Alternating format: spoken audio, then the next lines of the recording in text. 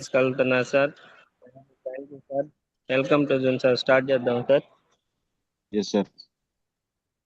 Thank you so much, Ram sir. Thank you all leaders. ముందుగా అందరికీ నా కృతజ్ఞతలండి. I think just ఇప్పుడే నేను పోస్ట్ పెట్టాను. సో ఈ మంత్ గాను మార్చ్ మంత్ గాను ఒక 30,646 రూపీస్ అమౌంట్ తీసుకోవడం జరిగింది. నిజంగా ఒక 7-8 మంత్స్ టైంలో ఒక 7 మంత్స్ టైంలో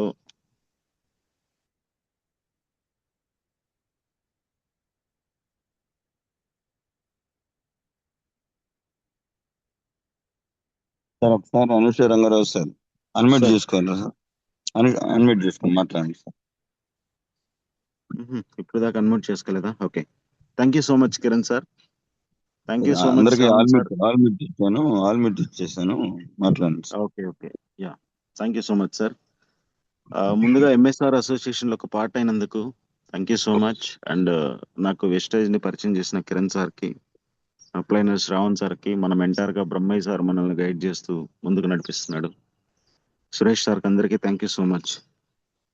సో చాలా హ్యాపీగా ఉందండి. బేసిక్ గా పర్ మంత్ 30,000 తీసుకోవటం, పార్ట్ టైం గా చేసుకుంటూ 30,000 తీసుకోవటం, అది యాక్చువల్గా ఎంత సంతోషంగా ఉందంటే, నాకు 2007లో నేను ఎంబీఏ అయిపోయిన తర్వాత నేను జాబ్ చేసినప్పుడు నా మొదటి జీతం 6,340 రూపాయలు. నెక్స్ట్ 1 year వరకు, అంటే నాకు పెళ్ళయింది 2010 నవంబర్, అంటే 6,300తో స్టార్ట్ చేసిన నేను 2010 నవంబర్ టైంకి, 2009 నవంబర్ టైంకి 12,000 జీతం ఉంది నాది.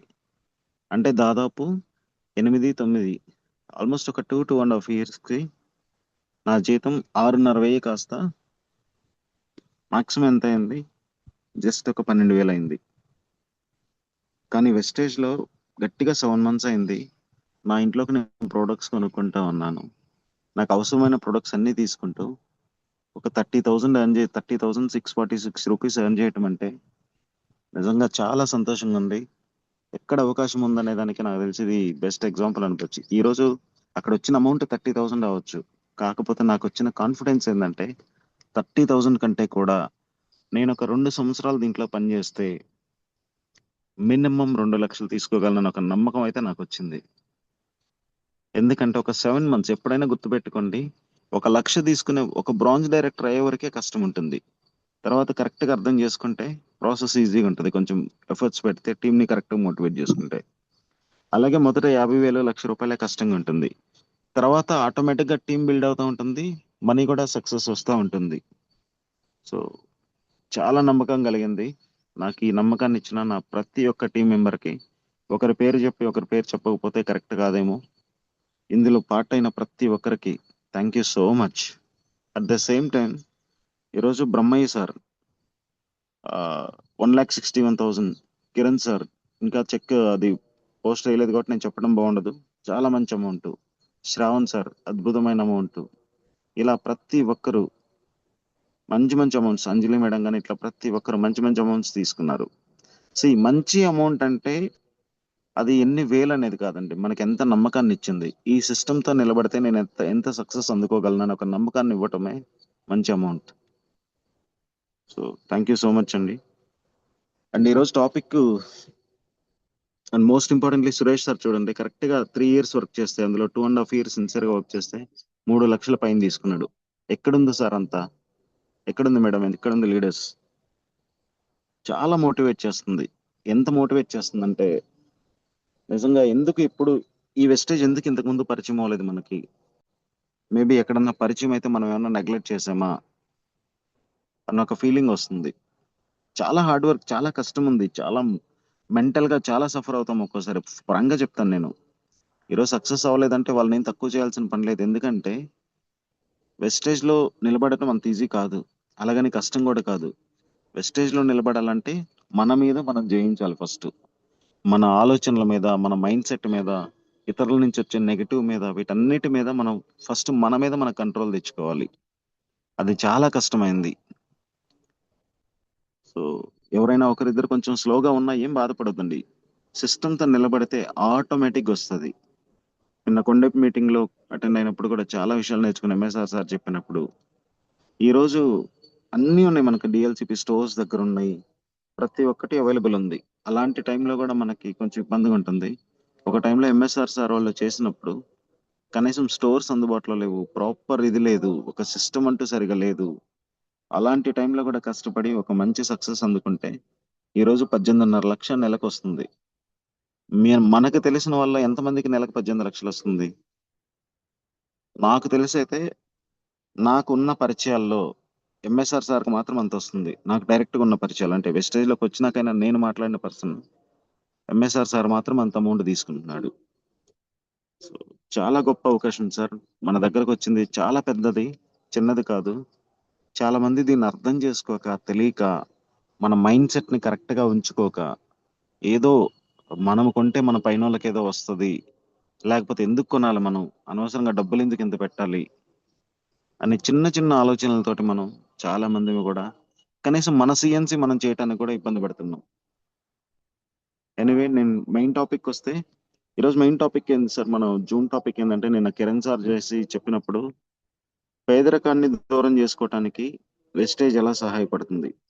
నిజంగా ఈ టాపిక్ ఎంత ఎతికినా నాకు ఏం చెప్పాలో కూడా తెలియట్లేదు, ఎలా చెప్పాలో కూడా తెలియట్లేదు. పేదరికం అనేది డైరెక్ట్ గా పేదరికంలో జీవిస్తున్నాం, పేదరికంనే తింటున్నాం, పేదరికంలోనే తాగుతున్నాం, పేదరికంతో బతుకుతున్నాం, పేదరికంతో నిద్రపోతున్నాం. ఇంకా అలాంటి వ్యక్తి పేదరికం గురించి ఏమని చెప్తాం? నిజంగా చెప్పాలంటే అసలు ఏం చెప్పాలో కూడా తెలియట్లేదండి. నేనే మీ దగ్గర అందరి దగ్గర మన జీవితంలో ఎదురైన మోస్ట్ టఫెస్ట్ సిచ్యువేషన్ ఏందో తెలుసుకుందామని నేను కూడా అనుకుంటున్నాను. ఫ్రాంక్ గా చెప్పాలంటే ఏమీ ప్రిపేర్ అవ్వలేదు నేను. దయచేసి మీరు అనుకున్నంత మంచి సబ్జెక్ట్ గా ఏం చెప్పలేకపోతే ఏమనుకోవద్దు.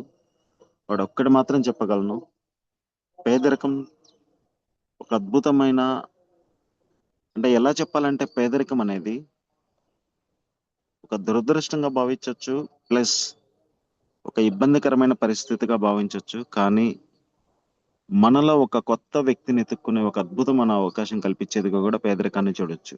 మనం అందరం చెప్తుంటాం కదా, నెగటివ్ లో కూడా పాజిటివ్ ఎత్తుక్కోవాలి, మనకు వచ్చే ఇబ్బందుల్లో కూడా సక్సెస్ ని ఎత్తుక్కోవాలి, ఆ ఇబ్బందుల్లో కూడా ఏమి చేస్తే నేను ముందుకెళ్ళినా అనేది ఎత్తుక్కోవాలి. సో ఇలా చూసామంటే పేదరికం కూడా ఒక గొప్ప వరం. ఎప్పుడు కూడా ఇప్పుడు కూడా సార్, ఆల్రెడీ ఇప్పుడు మన పేరెంట్స్ కి మంచి డబ్బులు అది ఉందనుకోండి, మనకు అంత ఆలోచన రాదు నేను ఎదగాలి, నన్ను నేను ప్రూవ్ చేసుకోవాలి ఏదో అని. అదే పేదరికం ఉన్న వ్యక్తికి అయితే నేను ఎలాగైనా సరే సాధించాలి, ఎట్లయినా సరే నా కుటుంబం యొక్క పేదరికాన్ని నేను దూరం చేయాలి, ఈ ఆలోచన వస్తుంది. సార్ పేదరికం అనేది ఎంత దారుణంగా ఉంటుందంటే, ఆ, నేను ఒక నేను చెప్తాను సార్. నాకు తెలిసిన అంటే బ్రదర్ వాళ్ళ పాప ఒక కాలేజీలో చదువుతుంటే కొన్ని ఇన్సిడెంట్స్ చెప్తాను, పేదరికం ఎంత దారుణంగా ఉంటుంది అనేది. కొన్ని ఇన్సిడెంట్స్ చెప్తాను. నాకు తెలిసిన ఒక పాప చదువుకునే కాలేజీ కాడికి వెళ్తే హాస్టల్ దగ్గరకి, అక్కడ పేరెంట్స్ అందరూ ఉన్నారు, పిల్లల్ని ఇంటికి తీసుకెళ్లేదానికి వచ్చున్నారు. అక్కడ ప్రిన్సిపల్, ఇంటర్మీడియట్ కాలేజ్లో అక్కడ ప్రిన్సిపల్ గా ఉండే ఒక వ్యక్తి, అక్కడ కనీసం ఒక 50 మంది పిల్లలు ఉంటే ఆ 50 మంది పిల్లలు ఒక్కొక్కరు వాళ్ళ పేరెంట్స్ తోటి ఉండి ఊరికి తీసుకెళ్లేదానికి పర్మిషన్ కోసం అక్కడ ఉంటే, అంత మందిలో 50 మంది స్టూడెంట్స్ వాళ్ళ పేరెంట్స్ మధ్యలో ఒక వ్యక్తిని, ఫీజు ఎందుకు కట్టలేదు నువ్వు, ఇంతవరకు ఎందుకు ఫీజు కట్టలేదు, నేను పంపించను అని చెప్పి నిలదీశాడు. ఒక 50 మంది తోటి విద్యార్థులు, 50 మంది అంటే తనతో పాటు చదువుకున్న ఒక 50 మంది విద్యార్థుల మధ్యలో, వాళ్ళ తల్లిదండ్రుల మధ్యలో ప్రిన్సిపల్ ఆ వ్యక్తిని, మీరు ఇంతవరకు ఫీజు కట్టలేదు, మొదట్లో ఏదో కొంత కట్టారు, ఇంతవరకు కట్టలేదు, ఎగ్జామ్స్ దగ్గరకు వస్తున్నాయి, మేము ఎలా బేర్ చేయాలి, నేను పంపించను ఇప్పుడు అని అడ్డం తిరిగి కూర్చున్నాడు. తను వాళ్ళతోటి మాట్లాడించడానికి, వీళ్ళతోటి మాట్లాడించడానికి, అంటే తన బాధ, తన ఫేస్ ని ఒకసారి చూస్తే నాకు కళ్ళమ్మ నీళ్ళు వచ్చినాయి. ఎంత బాధ అనిపించిందంటే, అరే ఒక తండ్రి ఎంత బాధపడుతున్నాడు పిల్లల్ని చదివించడానికి, డబ్బులు లేకపోతే ఎంత దారుణంగా ఉంటుంది. ఒక ఫాదర్ పడే బాధ పక్కన పెడితే, ఆ స్థాయిలో ఆ ప్లేస్ లో ఉన్న తల్లి, నిజంగా ఒక తల్లి ఉంటే తట్టుకోగలదా? అమ్మా నాన్న పక్కన పెట్టండి, ఆ అమ్మాయి ఎంత బాధపడి ఉంటది. అప్పటి వరకు మంచిగా తన ఫ్రెండ్స్ అందరితో సరదాగా మాటలు పంచుకొని, సరదాగా హ్యాపీనెస్‌ని షేర్ చేసుకొని, బాధను షేర్ చేసుకొని అంతా కలిసి ఉన్న ఒక స్టూడెంట్స్ 50 మంది మధ్యలో ఆ అమ్మాయిని ఒక ప్రిన్సిపల్ అలా అడిగితే, ఆ అమ్మాయి ఎంత చిన్నబోయి ఉంటది. నిజంగా ఒక్కసారి ఆలోచించండి. అదే డబ్బుంటే ఆ ఫీజు కట్టుంటే ఆ అమ్మాయికి ఆ పరిస్థితి ఎదురయ్యేదా? అదొక ఇన్సిడెంట్. నా పర్సనల్ ఇన్సిడెంట్. నేను చిన్నప్పుడు చదువుకునేటప్పుడు ఇవన్నీ చెప్పొచ్చో చెప్పకూడదో నాకు తెలీదు. కానీ వాస్తవం కాబట్టి చెప్తున్నా. పేదరికం ఎంత దారుణంగా ఉంటదంటే, మేము చదువుకుంది ఒక హాస్టల్‌లో. అక్కడ కొన్ని సార్లు మేము తింటా ఉంటే పురుగులొచ్చాయండి పైన. ఆ రోజు అవకాశం గత్యంతరం లేక చదువుకున్నాం అక్కడ. ఆ పురుగులొచ్చాయి పైన. అయినా సరే అట్లే తినకుండా కష్టపడ్డాం. ఆ రోజు నిజంగా అసలు పేదరికం అంటే ఏందో ఏమీ తెలీదు. ఇంతే మనకది అక్కడున్నాము, అక్కడ చదువుకున్నాం అంతే. ఇంకా చిన్న చిన్న ఎంటర్‌టైన్‌మెంట్స్ కూడా సపోజ్ ఒక సినిమా చూడాలనుకుంటే, ఆ సినిమా చూడటానికి సరైన డబ్బులు లేకపోవటం గాని, లేకపోతే ఏదన్నా ఒక బుక్ కొనుక్కోవటానికి డబ్బులు లేకపోవటం గాని, ఎగ్జామ్ ఫీజు కట్టటానికి డబ్బులు లేకపోవటం గాని, ఇట్లాంటి పరిస్థితులు ఎంత దారుణంగా ఉంటాయి సార్. నా లైఫ్‌లో ఒక ఇన్సిడెంట్ ఏందంటే, ఒకసారి మేము తిరుపతిలో ఉంటున్నప్పుడు 'రుయా హాస్పిటల్' అని గవర్నమెంట్ హాస్పిటల్ ఉంటదండి. మా నాన్నకి హెల్త్ బాలేకపోతే అంటే పేదరికం ఎంత దారుణంగా ఉంటదనే దానికి ఒక 2 ఎగ్జాంపుల్స్ చెప్తాను. తిరుపతి రుయా హాస్పిటల్ అనేది గవర్నమెంట్ హాస్పిటల్. అక్కడికెళ్తే ఎలాంటి వ్యక్తి అయినా సరే, ఎటువంటి బాధలున్న వ్యక్తి అయినా అక్కడికెళ్ళి బయటకొస్తే తన మైండ్ మొత్తం మారిపోతది. ఎందుకంటే మన కష్టాలు ఇట్లుంటే, మనకున్న చిన్న కష్టాలకి మనం ఇంత బాధపడుతున్నాం. కానీ ఇక్కడ ఎంత కష్టాలున్నాయి బయట. వీళ్ళతో పోల్చుకుంటే మనం మంచిగానే ఉన్నాం గదా! అనే ఫీలింగ్ వస్తది. బేసిక్‌గా అక్కడ చూపించుకోవడానికి కూడా ఎక్కువ మంది ఇష్టపడరు. ఇంక తప్పదనుకునే టైంలో ఇష్టపడతారు. అది నేను డిగ్రీ చదువుకున్న టైం అనుకుంటా. మా నాన్నకేదో హెల్త్ బాలేక అక్కడే కూలి పనులు చేసుకునేవాడు మా నాన్న. హెల్త్ బాలేక హాస్పిటల్‌లో ఉంటే, నిజంగా ఆ రోజు డబ్బులు అక్కడ గవర్నమెంట్ హాస్పిటల్ అయినా సరే డబ్బులు అవసరం లేదు. బట్ ఖర్చులకి మినిమమ్ ఉండాలి కదా! ఆ డబ్బులు కూడా లేని పరిస్థితుల్లో అక్కడ కొంతమంది చూడటానికొస్తారు కదండీ! హాస్పిటల్‌కి చూడటానికొస్తే రూ. 50, రూ. 100 లేకపోతే 200 ఎంతో కొంత చేతిలో పెట్టెళ్తారు కొంతమంది చూడటానికి. నిజంగా ఒక్కొక్క టైంలో డబ్బులు లేకపోతే ఆ హాస్పిటల్‌లో ఉన్నప్పుడు, ఆ డబ్బులు ఎవరన్నా ఇస్తారా అని కూడా ఎదురు చూసిన క్షణం ఉంది. అది ఎంత దారుణంగా ఉంటదంటే ప్రాక్టికల్‌గా నేను అబ్జర్వ్ చేశానది. అదే డబ్బులుంటే మంచిగా ప్రైవేట్ హాస్పిటల్‌లో చూపించుకునేది కదా! ఒక మంచి స్థాయి హాస్పిటల్‌లో చూసుకునేది కదా! అసలు నిజంగా ఎవరో వచ్చి ఒక రూ. 100 ఇస్తారా? లేకపోతే ఏందనేది ఎందుకు ఆలోచిస్తాం? అందుకే అప్పటినుంచి నేను ఆలోచిస్తాను. ఎవరైనా హాస్పిటల్‌లో ఉంటే, ఎవరైనా బాగా లేకుండా హాస్పిటల్‌లో ఉన్నా, ఇబ్బందులు పడుతున్నా, నేను వెళ్లి పలకరించడంతో పాటు నాకు చేయగలిగింది నేను ఏదైనా చేయడానికి ముందుంటాను. ఎందుకంటే నా లైఫ్‌లో నేను చూసానది. చాలా చాలా సిట్యుయేషన్స్ అండి. ఎంత సిట్యుయేషన్స్ అంటే ఇంకొక దారుణమైన పరిస్థితి ఏందంటే, సార్ మన పేదవాళ్ళకి ఎట్లుంటదంటే సార్ మేడం ఆహ్, మనకొచ్చే ఆదాయం కొంత, ఖర్చులెక్కువ. మనకొచ్చే ఆదాయం కొంత, ఖర్చులెక్కువ. దాన్ని బేర్ చేయడం కోసం పేదరికం అసలెలా ఉంటుందంటే, ఎంత దారుణంగా ఉంటుందంటే, ప్రతి ఒక్కరం కష్టపడుతున్నాం. కష్టపడుతున్నాం. కానీ ఒక ప్లానింగ్ లేకుండా కష్టపడుతున్నాం. కష్టపడుతున్నాం. ఎక్కడ పని చేయాలో అక్కడ కష్టపడట్లేదు. కష్టపడుతున్నాం. ఏమి చేస్తే డబ్బులొస్తాయో తెలుసుకోకుండా కష్టపడుతున్నాం. ఇంకా కష్టపడుతున్నాం. ఏమి చేస్తే మన పేదరికం దూరమవుతుందో కష్టపడుతున్నాం. ఇంకా ఒక్క మాటలో చెప్పాలంటే, ఏదో ఒక పని దొరికితే చాలు. చదువుకున్నాం. ఉద్యోగం వచ్చిందా? ఉద్యోగం వస్తే సెటిల్ అయిపోతామా? ఆ డబ్బులతోటి మన పేదరికం దూరం చేసుకుంటామా? నిజంగా ఉద్యోగం వస్తేనే పేదరికాన్ని దూరం చేసుకుంటే, ఈరోజు ఇంతమంది జాబ్ చేస్తున్నారు. మనకు తెలిసిన వాళ్ళల్లో ఎంతమంది జాబ్ చేసేవాళ్ళు తన పేదరికాన్ని దూరం చేసుకోగలిగారు? ఈఎంఐ లేకుండా కారు కొన్నవాళ్ళు ఎంతమందున్నారు? ఈఎంఐ లేకుండా ఇల్లు కట్టిన వాళ్ళు ఎంతమందున్నారు? ఇంకా చెప్పాలంటే ఈఎంఐ లేకుండా మొబైల్ కొంటున్నోళ్ళు ఎంతమందున్నారు ఈ రోజుల్లో? మనం ఇంట్లో కొనే టీవీ ఈఎంఐలో కొంటున్నాం. మనం ఇంట్లో మన అవసరానికి కొనే మొబైల్ ఈఎంఐలో కొంటున్నాం. మనకేదైనా ఫ్రిడ్జ్ కావాలంటే ఈఎంఐలో కొంటున్నాం. వాషింగ్ మెషిన్ కావాలంటే ఈఎంఐలో కొంటున్నాం. ప్రతి ఒక్కటి ఈఎంఐలోనే కొంటున్నాం. తెలియకుండా మనకొక ఈ లైఫ్ స్టైల్ అలవాటు పడి అప్పులు చేసుకుంటా పోతున్నాం. ఇంకా ఒక వ్యక్తి పేదరికంగా మారటానికి రీజన్ ఏందంటే, మనకి మనకు అవకాశం లేక ఇది ఒక దగ్గర డబ్బులు తీసుకొని ఆ డబ్బులు తీర్చటానికి లేక వడ్డీకి తీసుకున్న ఆ వడ్డీ కట్టలేక ఒక సంవత్సరం గడిచిన తర్వాత ఆ వడ్డీ కట్టలేక ఆ వడ్డీ కట్టడం కోసం ఇంకొకరి డబ్బులు ఈ అసలు అక్కడే ఉంటుంది. అట్లీస్ట్ అతను ఈ వడ్డీ అయినా కట్టంటే ఆ వడ్డీ కట్టడం కోసం ఇంకొకరి దగ్గర డబ్బులు తీసుకొని ఆ వడ్డీ కట్టి ఇక్కడున్న అప్పు ఇలా ఉంటుంది, ఈ వడ్డీ తీసుకోవడం కోసం తీసుకున్న అప్పు అలా ఉంటుంది. ఈ రెండు పక్కన పెడితే ఇంకొక అప్పు మళ్ళా నెక్స్ట్ ఇయర్ ఈ రెండు తీర్చడం కోసం మళ్ళా ఇంకొక అప్పు. ఎంత సంపాదించినా ఎలా తీరుతుంది? వీటన్నిటికి ప్రధాన కారణం ఏందని ఆలోచిస్తే ఒకే ఆదాయం మీద ఆధారపడటం, ప్లానింగ్ లేకుండా, ఎదుగుదల లేదనుకున్న దీంట్లో నిజంగా ఎదుగుదల ఉందా లేదా అని చూడకుండా ఒకే చోట పనిచేయటం. నిజంగా పోస్టర్ చూడండి, ఈరోజు నేను అంత డెప్త్కి వెళ్ళ తెలుసుకోలేదు. నిజంగా అట్లాంటివి చూస్తే కన్నీళ్ళు వస్తాయి. అందుకే నేను అంత డెప్త్ పోస్టర్ అంత డెప్త్ విషయాలు చెప్పదలుచుకోలేదు.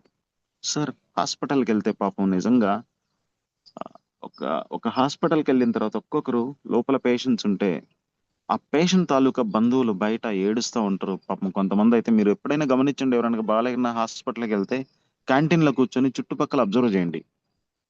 జస్ట్ టీ తాగటానికి వెళ్ళి క్యాంటీన్లో కూర్చోండి, కాసేపు ఒక గంట కూర్చోండి, చుట్టుపక్కల వాతావరణం అబ్జర్వ్ చేయండి. ఒక్కొక్కరు లేదా బయట రిసెప్షన్ హాల్ వెయిటింగ్ హాల్ ఉంటుంది కదా, అక్కడ అబ్జర్వ్ చేయండి. ఒక్కొక్కరు ఏడుస్తూ మాట్లాడుతుంటారు, డబ్బులు సరిపోవట్లేదు, ఎవరినైనా అడిగి డబ్బులు చూడండి, వడ్డీకి చూడండి, ఆ వడ్డీకి డబ్బులు చూడండి. ఎట్టొకట హాస్పిటల్ నుంచి పేషెంట్ బయటికి తీసుకొచ్చు మా పర్సన్ బయటికి తీసుకొచ్చుకోవాలని ఎంతమంది బాధపడుతుంటారు. నిజంగా ఏ రోజన్నా ఎదుటి వ్యక్తి బాధపడే వ్యక్తిని ఒకసారి గమనించండి. చాలా చాలా పరిస్థితులు ఉన్నాయి సార్. నిజంగా ఈ టాపిక్ ఎలా చెప్పాలో కూడా నాకు తెలియట్లేదు.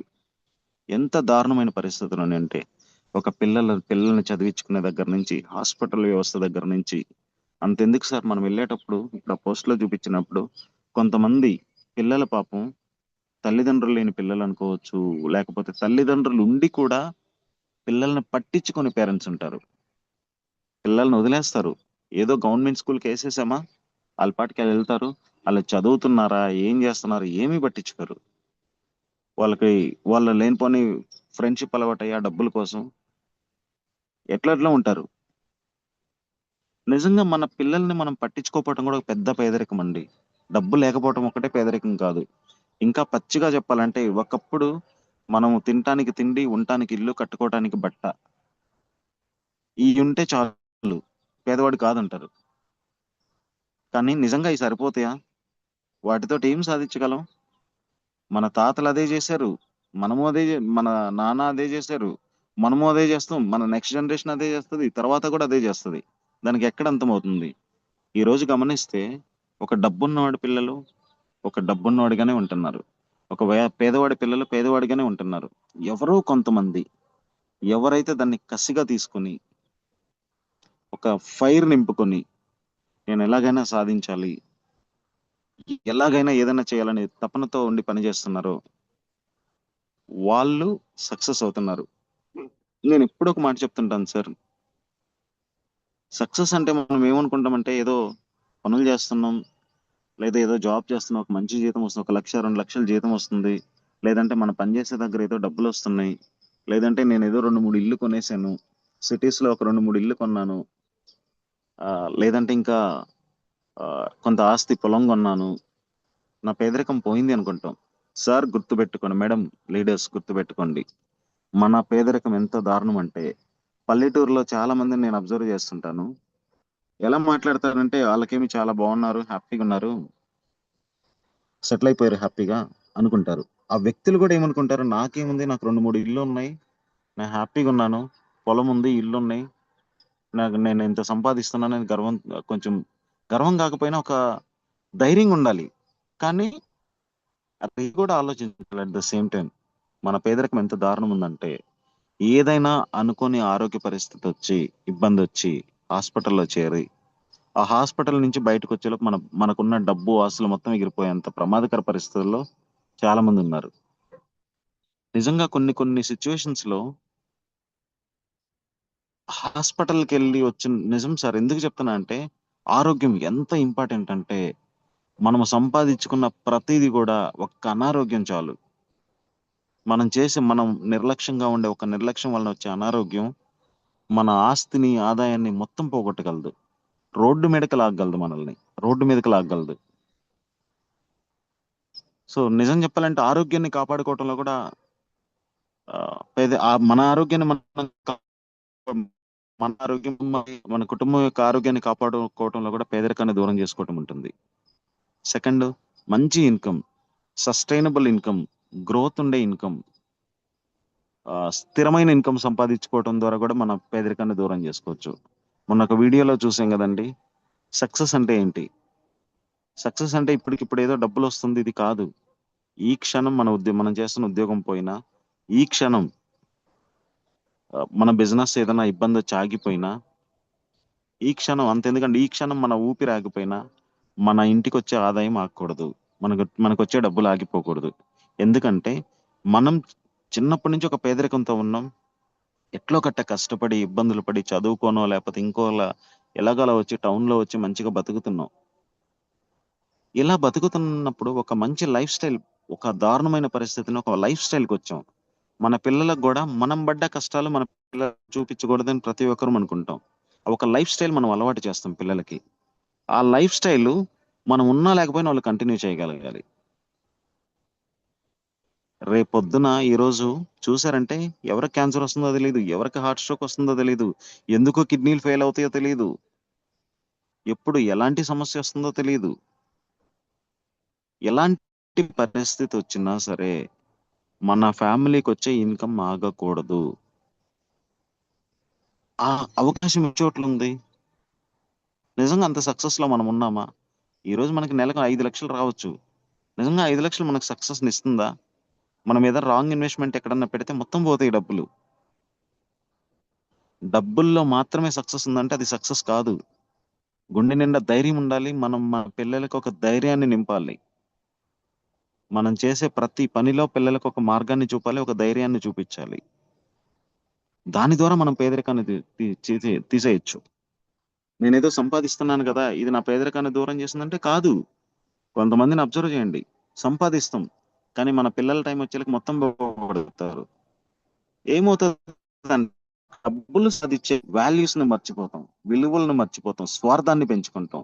నేను మాత్రమే గెలవాలనేది చాలా తప్పు. దేవుడు నీకు ఒక అవకాశం ఇచ్చాడంటే, ఇంకా చిన్న ఎగ్జాంపుల్ చెప్తానండి. నేనున్నాను, కటిక పేదరికాన్ని చూశాను. ఆ పేదరికంలో కూడా మా అమ్మా నాన్న నన్ను చదివించారంటే మా అమ్మా నాన్న చాలా గ్రేట్. ఎంత గ్రేట్ అంటే మా నాన్న మంచంలో ఉండి కూడా ఆడిని ఎందుకు పనులకు పంపించకూడదని ఆలోచించకుండా చదివించాడు. అంత గ్రేట్. ప్రతి ఒక్కరి పేరెంట్స్ వాళ్ళ గ్రేట్. సో ఇప్పుడు ఎలా చెప్పాలంటే దాన్ని, ఆ దేవుడు నాకు ఒక అవకాశం ఇచ్చాడండి. నేను మంచి వచ్చారో, నేను నాకు చేతనైనంత మంచి చేస్తున్నాను. ఉన్నంతలో ఇంకొకరిని ఎవరిని మోసం చేయకుండా బతుకుతున్నాను. నాకు తెలిసి 100% నాకు తెలిసి నేను ఎవరిని మోసం చేయలేదు, చెయ్యను కూడా నేను. అలాంటి ఇదిగా ఉన్నప్పుడు దేవుడు నాకు ఒక అవకాశం ఇచ్చాడు. రంగారావు, నువ్వు కష్టపడుతున్నావు, చిన్నప్పటి నుంచి చాలా కష్టపడ్డావు, నీకు ఒక అవకాశాన్ని చూపిస్తున్నాను, ఒక ఉద్యోగం ఇచ్చాడు. సో ఇప్పుడు నాకు ఒక మంచి జీతం ఉంది కదని, నా ఇల్లు వరకు గడుస్తుంది కదా సంతోషంగానే, నేను అక్కడ ఆగిపోతే దానికి ఒక అర్థం ఉందా? ఒక్కటి గుర్తుపెట్టుకోండి, ప్రతి ఒక్కరు మనకంటూ ఒక శక్తి ఇచ్చాడంటే, మనకంటూ దేవుడు ఒక మంచి ఆదాయం దాన్ని చూపించాడంటే నువ్వు మాత్రమే ఎదగమని కాదు. నువ్వు మాత్రమే ఎదగాలని ఆలోచిస్తావా, ఏదో ఒక రోజు పడిపోతావు. నువ్వు ఎదుగుతూ పక్కన వాళ్ళకి చెయ్యి అందిస్తావా, నిన్ను ఇంకా దేవుడు పైకి లాగుతాడు. ఇది మాత్రం గుర్తుపెట్టుకోండి లీడర్స్. దేవుడు మనకు శక్తి ఇచ్చేది ఎందుకంటే నువ్వు ఎదుగు, నీతో పాటు కొంతమందికి చెయ్యవు. అంతేగాని స్వార్థంగా నేను మాత్రమే ఎదగాలి, పోనీ ఇంకొకరికి ఏదైనా చేస్తే నాకేమొస్తుంది, ప్రతి దాంట్లో నాకేమొస్తుంది అని ఆలోచించకూడదు. మేబీ ఇది ఈ కాలంలో ఇది కరెక్టో తప్పో నాకు తెలియదు. దీన్ని చాలా మంది అడ్వాంటేజ్ తీసుకొని మిస్యూజ్ చేస్తున్నారు. చూడండి, అది చూడండి సార్, ఎంత ఆ, ఆ ఇల్లు చూడండి. నిజంగా అలాంటి చోట నేను బతికాను. కిరణ్ సార్ అవన్నీ చూపిస్తుంటే నాకు ప్రాక్టికల్ గా ఇలాంటి చోట నేను ఉన్నాను కాబట్టి చెప్తున్నా. చిన్న కోళ్ల ఫారం దగ్గర చిన్న రూమ్స్ ఉండేవి తిరుపతిలో. సో ఎందుకో తెలియకుండా ఎమోషన్ వస్తుంది కిరణ్ సార్. ఆ పోస్టులు అవి పెడుతుంటే కిరణ్ సార్ కూడా తెలుసు. అది చిన్న రూమ్స్ ఉండేయండి తిరుపతిలో మేము ఉన్నప్పుడు. 400-500 రెంట్కి నిండింది. అది ఆ 400-500 నుంచి 800 ఏమో రెంట్ అయింది. చిన్న రేకుల ఇల్లు ఇట్లాగే ఉండేది. అలాంటి చోటు ఉండి నేను ఎంబీఏ చదువుకున్నా. మా అమ్మ నాన్న అట్లాంటి చోటు ఉండి చదివిచ్చారు. సార్ నిజంగా ఇవన్నీ తలుచుకుంటే సార్ ఏం చేస్తున్నాం మనం? మనకు ఈ రోజు ఏదో కొంచెం జీతం వస్తుందని సంతోషపడి అక్కడే ఆగిపోదామా? సార్ ఇంకెందుకు సార్? ఓపెన్ గా నేను చెప్తున్నాను. మీరు ఏదో చెప్తున్నారు నాకు ఏదో మంచి జీతం వస్తుందని. ఆ జీతానికి ఎంత వస్తుందో ఈ రోజు పిల్లల్ని చదివించుకోవడానికి ఇంటి బాడుగులు కట్టుకుంటా, పిల్లల్ని చదివించుకుంటా, ఇంటి దగ్గర ఊరు దగ్గర ఉన్న సమస్యలు తీర్చుకుంటా, ఒక రూపాయి మిగిలించుకునే స్థాయిలో మనం ఉన్నామా? ఎంతమంది ఉన్నారు? నేనైతే లేను. నేను నిజంగా పేదవాడిని, ఇప్పటికీ పేదవాడిని నేను. వస్తుంది కానీ పేదవాడినే. నా ఆలోచనల పరంగా నేను చాలా రిచ్, చాలా ధనవంతుని నేను నా ఆలోచన పరంగా. ఎందుకంటే ఎవ్వరికీ చెడు చేయాలని నేను చూడను. నాకు తెలిసి నేను ఎవరిని మోసం చేయలేదు, చెయ్యను కూడా ఇప్పటికీ. ఖచ్చితంగా నా థాట్స్ విషయంలో నేను చాలా రిచ్, కానీ ఆర్థికంగా నేను పేదవాడిని. నిజంగా ఈ పేదరికాన్ని వెస్టేజ్ లాంటి అవకాశం ద్వారా వెస్టేజ్ లాంటి అవకాశం మనకి ఎందుకు అవసరం అంటే, ఒక చిన్న చిన్న ఇళ్లలో ఉండి తల్లిదండ్రులు, ఆడపిల్లలు ఈరోజు చాలా చాలా జాబ్స్ ఉన్నాయి సార్, ఒకటి కాదు. సార్ మనం అందరం చూస్తాం లీడర్స్, ఒక కొంతమంది లేడీస్ ఆదాయ మార్గాల కోసం డిఫరెంట్ డిఫరెంట్ చేస్తారు. ఎందుకు చేస్తారు? అది తప్పు, కానీ ఎందుకు చేస్తున్నారు? తన పిల్లల్ని పోషించుకోవటానికి. అంటే ఎంత దారుణం! పేదరికం ఎంత దారుణంగా ఉందంటే వాళ్ళ మనస్సాక్షిని కూడా చంపుకొని పనిచేసే ఎంత దారుణంగా ఉంది ఏదో ఒక పని. సమాజం చాలా దారుణంగా ఉందండి. ఒక వ్యక్తి కష్టపడుతున్నప్పుడు, ఒక వ్యక్తి పని చేసేటప్పుడు, కుటుంబంలో డబ్బులు సంపాదించే ఒక వ్యక్తి అనుకోని ప్రమాదం వలన ఏదైనా ప్రమాదం జరిగి మరణిస్తే, అప్పటి వరకు ఏమీ తెలియని, ఎలా డబ్బులు సంపాదించాలో తెలియని భార్య ఉంటే, వాళ్ళకి 2-3 పిల్లలు ఉంటే వాళ్ళని అడగండి పేదరికం అంటే ఏంటని. అప్పటి వరకు మనం ఏమనుకుంటాం? మా బంధువులు ఉన్నారు, వాళ్ళు ఉన్నారు, వీళ్ళు ఉన్నారు, అందరూ అనుకుంటాం. ఎవ్వరు రారండి, ఎవ్వరు రారు. ఎవరో నూటికొకరు, కోటికొకరు, నూటికి కాదు కోటికొకరు. ఏమ్మా ఎలా ఉన్నావు, ఏం చేస్తున్నావు? కొంతమంది మాట్లాడగలరు, ఏమీ చేయలేరు. కొంతమంది మాత్రమే బాధ్యత తీసుకోగలరు. అసలు ఇంకా దారుణంగా ఎలా ఉందంటే, మన పట్ల ఎవరన్నా బాధ్యతగా ఆలోచిస్తున్నా వాళ్ళని కూడా మనం లెక్క చేయము. సపోజ్ ఎగ్జాంపుల్ చెప్తుంటే, ఈ రోజు వెస్టేజ్ లో ఉన్న ప్రతి ఒక్కరు, మనందరం వెస్టేజ్ లో ఉన్నాం. మనం ఎందుకు చెప్తాం మన చుట్టుపక్కల ఉండే వాళ్ళకి? ఫ్రాంక్ గా ఆలోచిస్తే, అరే నేను ఇలాంటి సమస్యలో బాధపడుతున్నాను, నేను పేదరికంతో బాధపడుతున్నాను, నా పక్కన ఉన్న వీళ్ళు కూడా బాధపడుతున్నారు కదా, ఇది వాళ్ళకి చెప్తే వాళ్ళకి ఏమన్నా ఉపయోగపడుతుందేమో, వాళ్ళు కూడా దీంట్లో పని చేసుకునే 10 రూపాయలు సంపాదించుకోగలరని మాత్రమే వెస్టేజ్ లో చెప్తాము, వెస్టేజ్ గురించి చెప్తాము. వాళ్ళు గెలిచేదానికి కూడా మనం మాక్సిమం సపోర్ట్ చేయడానికి చూస్తాం. కానీ ఎదుటి వ్యక్తులు ఏమనుకుంటారంటే, నేను కొంటే వాడికి ఏదో వచ్చుద్ది, నేను ప్రొడక్ట్స్ కొంటే అవతల వ్యక్తికి ఏదో డబ్బులు వస్తాయి, దానికోసం వాళ్ళు చెప్తున్నారు అని అంటారు. ఇంకోటి, ఇవన్నీ మన వల్ల ఎక్కడైతే ఇవన్నీ ఫేక్ ఫేక్ అనుకుంటారు. ఇంకోటి ఏమనుకుంటారు, ఇవన్నీ అసలు మన వల్ల అవ్వు, మనకెందుకు, హ్యాపీగా 9 గంటలకు వెళ్ళామా ఆఫీస్కి, సాయంత్రం వరకు ఉన్నామా వచ్చామా, ఆ వచ్చే 20,000-30,000తో జీవితం గడుపుతామా, ఇలా ఆలోచిస్తారు చాలా మంది. ఎంతమంది వింటున్నారు? మనం బాధ్యతగా మనం మంచి ఉందని మనం చెప్పినా ఎవరు తీసుకోవట్లేదు. అదే ఒక మందు పార్టీ ఉందని చెప్పండి, 100 మంది చెప్తే 120 మంది వస్తారు, వాళ్ళ ఫ్రెండ్స్ని కూడా తీసుకొస్తారు. నిజం సార్. ఒక కంఫర్ట్ జోన్ ఎంతదంటే ఒక మత్తు లాంటిది కంఫర్ట్ జోన్. ఉద్యోగం చేసే వ్యక్తి ఆలోచన ఎలా ఉంటదంటే, ప్రాక్టికల్ గా నా ఆలోచన చెప్తాను. నేను ఇంతకు ముందు హిందుస్థాన్ యూనిలీవర్ లాంటి ఒక గొప్ప కంపెనీలో పనిచేశా. అప్పుడు చేసేటప్పుడు నా ఆలోచన ఎలా ఉంటదంటే, ఈ జాబ్ లో నుంచి బయటకు వస్తే నేను ఎలా చేయగలను, అసలు నాకు వేరే చోట జాబ్ వస్తుందా, నేను ఎలా బతకగలను, ఈ జాబ్ చాలా ఇంపార్టెంట్ అని ప్రాణం పెట్టి పనిచేసేవాడిని. నాకు చేతనైనంత ఎఫర్ట్ పెట్టి పనిచేసేవాడిని. అప్పటి వరకు నాకేముంటది, ఇది తప్ప నేనేం చేయలేనేమో, వేరేది నాకు తెలియదేమో, అనవసరంగా రిస్క్లు ఎందుకు చేయటం, కొత్తగా ఇంకో చోటికి ఎందుకు నేను వెళ్ళి ప్రూవ్ చేసుకోవాలి, నా ఫ్యామిలీని నేను ఎందుకు రిస్క్ పెట్టాలి, ఒక నెల నా జీతం లేకపోయినా ఇంటి బాడుగులు కట్టలేను, ఏ ఖర్చులు తీర్చలేను, ఏ ఇబ్బందులు తీర్చలేను అని అనుకుంటాం. కానీ నిజంగా ఆ జాబ్ వదిలినాక నాకు లైఫ్ లేదా? అంతకంటే మంచి జాబ్ తెచ్చుకోగలిగాను కదా. ఇదే విషయం చాలా మంది ఎంప్లాయీస్ మానసికంగా కుంగిపోయేది ఏంటంటే, ఈ జాబ్ చేస్తున్నాను, ఆ జాబ్ చేసేటప్పుడు అసలు నా స్ట్రెంగ్త్ ఏంది, నా బలం ఏంది, నేను ఏం చదువుకున్నాను, నా యొక్క బలం ఏంది, నాకున్న సమస్యలు ఏంది, నేను చేసే ఈ ఉద్యోగం ద్వారా నా సమస్యలను నేను తీర్చుకోగలనా లేదా. పేదరికాన్ని దూరం చేయటం పక్కన పెడితే కనీసం నా సమస్యలు నేను తీర్చుకోగలనా లేదా. ఈ రోజు నాకు ఒక 20,000 జీతం వస్తుంది. ఆ 20,000 నెక్స్ట్ ₹1,00,000 అవ్వాలంటే ఎన్ని సంవత్సరాలు పడుతుంది? ఆ ₹1,00,000 అయ్యేదానికి ఉన్న సంవత్సరాల్లో నాకు ఎన్ని ఖర్చులు వస్తాయి, ఎన్ని బాధ్యతలు పెరుగుతాయి, వాటిని నేను బేర్ చేయగలనా? ఒక్కసారన్నా ఆలోచిస్తున్నామా మనం? ఒక్కసారి కూడా ఆలోచించలేకపోతున్నాం. అది ఆలోచిస్తే అంతా బానే ఉంటది. ఇంకొక సెకండ్ ఇన్కమ్ కూడా ఉద్యోగం మానమని నేను ఎప్పుడు చెప్పను. ఉద్యోగం చెయ్యండి. ఖాళీ సమయాన్ని వృధా చేయకుండా కష్టపడితే, ఇంకొక ఆప్షన్ కూడా ఎత్తుక్కొని కష్టపడితే ఎంతో కొంత వస్తుంది. ఇప్పుడు చిన్న ఎగ్జాంపుల్, నాకు ఈ 7 months లో నాకు ఫస్ట్ 2-3 months అసలు ఏమి రాదు. ఎందుకంటే ప్రొడక్ట్స్ కొన్నదానికి డిస్కౌంటే వస్తుంది. 82,000 అమౌంట్ వచ్చింది. అదే నేను దీంట్లో వెస్టేజ్ లో చేరకుండా నేను ఖాళీగా ఉంటే ఈ 80,000 వస్తుందా, 81,000 వస్తుందా, ఇది పక్కన పెడదాం. రేపు ఏదన్నా జాబ్ కి ప్రాబ్లం అవుతుందంటే, ఇంతకు ముందు నా మైండ్ సెట్ ని చూస్తే ఉద్యోగం పోతే నా పరిస్థితి ఏందని భయపడేవాడిని. రీసెంట్ గా చెప్పాను కదండి, ఒక వ్యక్తి సాఫ్ట్వేర్ ఎంప్లాయీ, కెనడాలో జాబ్ చేస్తున్న ఒక సాఫ్ట్వేర్ ఎంప్లాయీ బయటికి ఇంటికి వేరే కంట్రీలో చేస్తున్న వ్యక్తి వచ్చి జాబ్ పోయి తనకున్న బాధ్యతలు తను ఎక్కువ మంచి లైఫ్ స్టైల్ లీడ్ చేస్తూ ఈ రోజు ఉద్యోగం రాకుండా సూసైడ్ చేసుకొని చనిపోయాడు. తను చనిపోయినాక వాళ్ళ వైఫ్ కి ఏం చేయాలో తెలియక తను సూసైడ్ చేసుకొని చనిపోయింది. వాళ్ళ వైఫ్ కూడా. ఎంత దారుణమైన విషయం. అదే వ్యక్తికి సెకండ్ ఇన్కమ్ అనే ఒక ఆప్షన్ గురించి ఒక ఐడియా ఉండి కష్టపడి ఒక ఇన్కమ్ ని బిల్డ్ చేసుకుంటే, డబ్బులు ఉండకపోవచ్చు, ఒక ధైర్యం ఉంటే, అరే అది పోతే పోయింది, నేను ఇంకోటి చేయగలను, మళ్ళా రీస్టార్ట్, నా జీవితాన్ని మళ్ళా మొదటి నుంచి రీస్టార్ట్ చేసుకుంటాను, దీంట్లో సంపాదించగలనే ధైర్యం ఉంటే ఆ పని చేస్తాడా?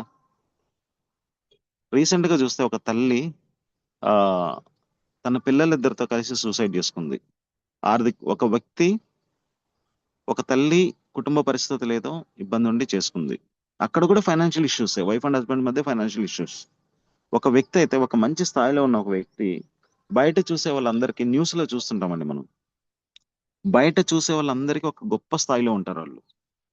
కానీ ఆల్ ఆఫ్ సడన్ ఒక రోజు ఆ, తన 2 పిల్లలు, భార్య భర్త కలిసి సూసైడ్ చేసుకొని చనిపోయారు.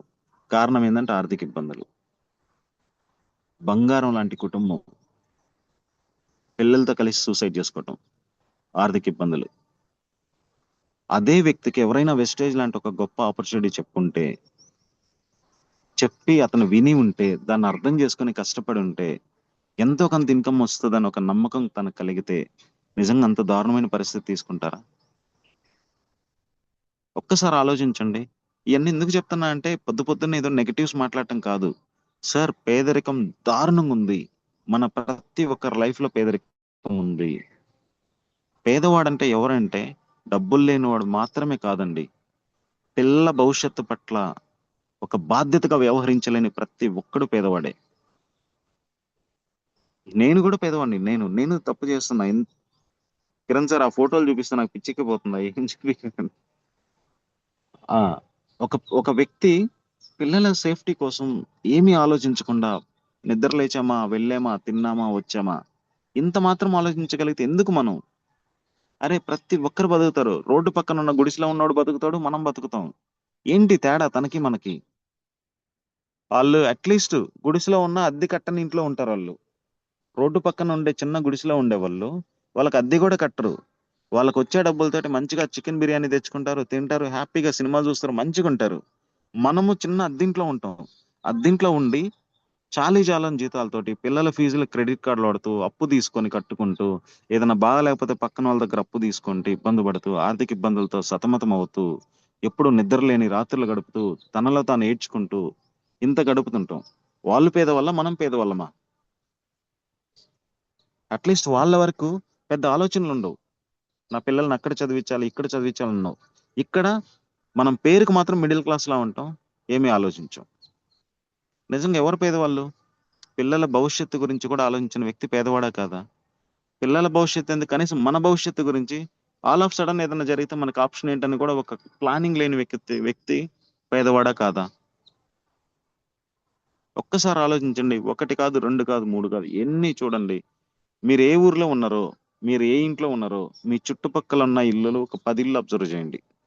ఆ 10 ఇళ్లల్లో జస్ట్ సరదాగా ఏం జరుగుతుందో జస్ట్ అబ్జర్వ్ చేయండి. ఈ రోజు బిజినెస్లు చూస్తున్నాం సార్.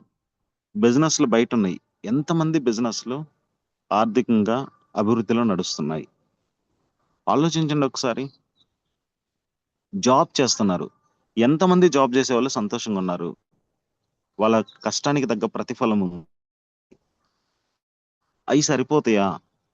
ప్రస్తుతం మనం చేసే వ్యాపారం కానీ, ప్రస్తుతం మనం చేసే ఉద్యోగం కానీ మన పేదరికాన్ని దూరం చేయగలదా? పేదరికాన్ని దూరం చేసేది పక్కన పెడితే, క్రెడిట్ కార్డులు వాడకుండా, అప్పు చేయకుండా మన లైఫ్ స్టైల్ మనం గడిపేంత స్థాయిలో మనం ఉండగలమా?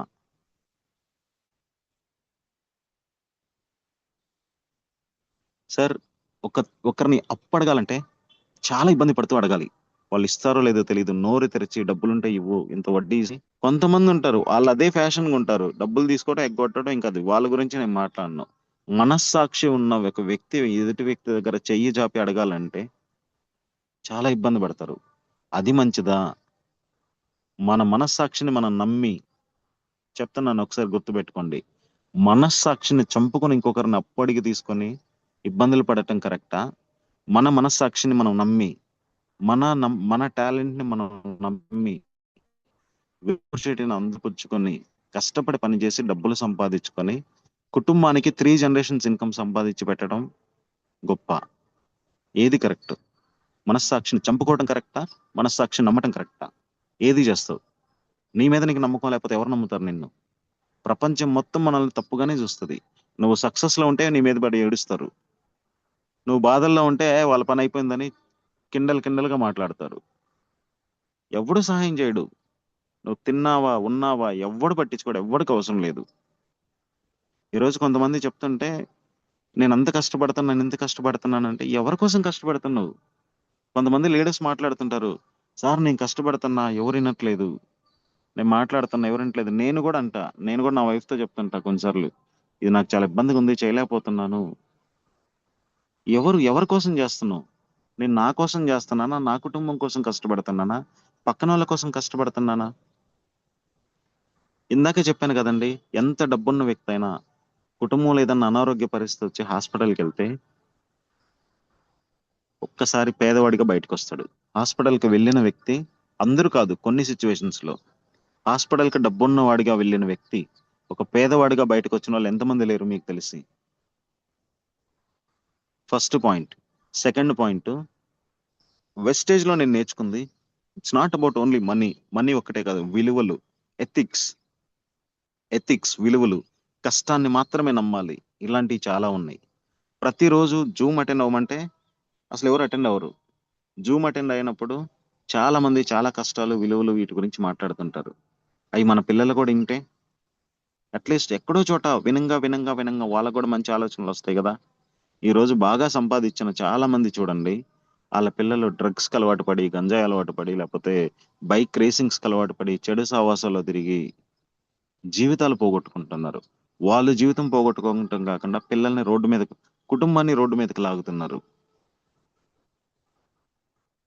ఇది నిజం. పాపం వాళ్ళకేం తెలియదు. వాళ్ళుండే వాళ్ళ ఫ్రెండ్స్ మైకంలో పడిపోయి చేస్తున్నారు. అదే ఇలాంటి గనక జూమ్ ఇలా పేదరికం గురించి, వీటి గురించి ఒక అవగాహన కలుగుతుంటే మనం ఏం చేస్తాం, మనకు ఉంది కదని వాళ్ళని రిచ్ గా పెంచడానికే చూస్తాం మనం. నీ స్థాయి ఇది అని చెప్తుంటాం. ఆ స్థాయిలో మనం ఎక్కడి నుంచి వచ్చామనేది మనం మర్చిపోతాం, మన పిల్లలకి కూడా తెలియకుండా చేస్తాం. కాబట్టి వాళ్ళు ఏంటంటే ఒక స్థాయిలోకి వెళ్ళిపోయి గ్రౌండ్ రియాలిటీ మర్చిపోతారు, మళ్ళా మనల్ని గ్రౌండ్ కి తీసుకొస్తారు. ఎప్పుడైతే మనం రియాలిటీ మర్చిపోతామో మళ్ళా కిందకు వచ్చేస్తాం. మనం ఎక్కడి నుంచి వెళ్ళామో అక్కడి నుంచి ఎప్పుడు గతాన్ని గుర్తుపెట్టుకొని బాధపడకూడదు, కానీ ఎక్కడి నుంచి వచ్చామనేది మర్చిపోకూడదు.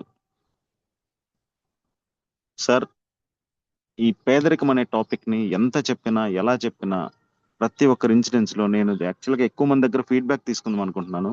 దయచేసి సోషల్ రెస్పాన్సిబిలిటీ అంటే సోషల్ గా మనకు అయ్యే ఇబ్బందులు కాకుండా కొంతమంది ఫీడ్బ్యాక్, నిజంగా చెప్తున్నాను. ఈరోజు ఫీడ్బ్యాక్ ఇచ్చేవాళ్ళు కొంతమంది అయినా సరే, కొంచెం లేట్ అయినా పర్లేదు. మీ మీరు జీవితంలో ఎదుర్కొన్న అత్యంత దారుణమైన సంఘటన ఏది ఆర్థిక పరంగా? నిజంగా దానికి తగ్గట్టు మీరు పనిచేస్తున్నారా? మీకు ఆ ప్లానింగ్ ఉందా? ఇదొక్కటి చెప్పండి చాలు. సార్ మీరు అది చెప్పారు, ఇది చెప్పారు కాదు. మన జీవితంలో మనం ఎదుర్కొన్న అత్యంత దారుణమైన సంఘటన ఏది? దానికి తగ్గట్టు మనం పనిచేస్తున్నామా? జస్ట్ నేను ఎగ్జాంపుల్ నేను చెప్తాను.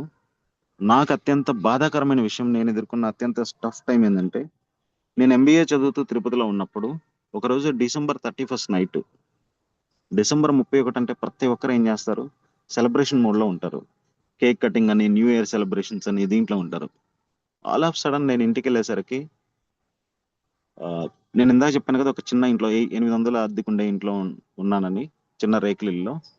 అక్కడికి వెళ్ళేసరికి ఒకానొక టైంలో మేము వేరే వాళ్ళకి డబ్బులు ఇస్తే, కొంత డబ్బులు కట్టి పూర్తిగా కట్టలేదని ఒక వ్యక్తి జస్ట్ ఒక 8,000 డబ్బులు, 8,000, ఒక 8,000 డబ్బులు ఇవ్వలేదని వచ్చి మా అమ్మ నాన్న పని నుంచి వచ్చేసరికి ఇంటికి తాళం వేసుకుని వెళ్ళిపోయారు వాళ్ళు. నేను ఇంటికి వచ్చేసరికి తాళం వేసింది. తాళం వేసుంటాం ఒకటైతే, పక్కన వాళ్ళు అయ్యా ఎవరో వచ్చి తాళం వేసుకొని పోయారు అని చెప్పారు. నా మనసు ఎంత గాయపడి ఉంటది, గుండె ఎంత ఏడ్చుంటది అసలు. నిజం చెప్తున్నా, ఎంత ఈ రోజుకి నాకు ఎంత కష్టం వచ్చినా ఆ ఒక్క సిచ్యువేషన్ గుర్తు తెచ్చుకుంటాను. అది బయట వాళ్ళు ఎవరో కాదు, తెలిసిన వ్యక్తే. తెలిసిన వ్యక్తే అది చేశాడు. ఈ రోజు తన ముందు నేను ఎలా అంటే, ఆ, నిరూపించానండి. ఒక్క మాటలో చెప్పాలంటే నేనేంటో నిరూపించా. ఆ స్థాయి నుంచి ఎవరైతే నన్ను తక్కువగా చూస్తారో వాళ్ళ దగ్గర ఒక స్థాయిలో వాళ్ళ దగ్గరికి వెళ్ళి నించున్నా నేను. ఇలాంటి సిచ్యువేషన్స్ చాలా దారుణంగా ఉంటాయి, ప్రతి ఒక్కరి జీవితంలో ఉంటాయి. ఇందాక చెప్పాను కదా, కాలేజీలో పిల్లలు, మనందరం చదివిస్తుంటాం పిల్లల్ని. మన పిల్లలు అక్కడ చదువుతున్నారు, ఫీజు కట్టలేకపోతే ఇవాళ కావచ్చు రేపు కడతాం మనం అనుకుంటాం. ఏమనుకుంటాం? సార్ వాళ్ళని రిక్వెస్ట్ చేయొచ్చు, లేకపోతే మేడం వాళ్ళని రిక్వెస్ట్ చేయొచ్చు, కొన్ని రోజులు అయిపోయినా పర్మిషన్ అనుకుంటాం మనం. కానీ నిజం ఆలోచించండి, ఆ పిల్లలందరి మధ్యలో ఆ పిల్లలందరి మధ్యలో ఒక మేనేజ్మెంట్ కానీ, వాళ్ళ లెక్చరర్ కానీ, లేకపోతే అడ్మిన్ డిపార్ట్మెంట్ కానీ మీ పిల్లలు ఎందుకు ఫీజు కట్టలేదంటే వాళ్ళు తీసుకోగలరా? ఈరోజు కాలేజెస్ లో సూసైడ్ జరుగుతున్నాయి, పిల్లలు చనిపోతున్నారు బిల్డింగ్ మీద నుంచి దూకి. ఎందుకు? ప్రెషర్ తట్టుకోలేక. ప్రెషర్ ఎక్కడొస్తుంది? మా అమ్మ నాన్న కష్టపడి ఇంత చేస్తున్నారు, వాళ్ళు ఇబ్బంది పడిపోతున్నారని ఒత్తిడి తట్టుకోలేక.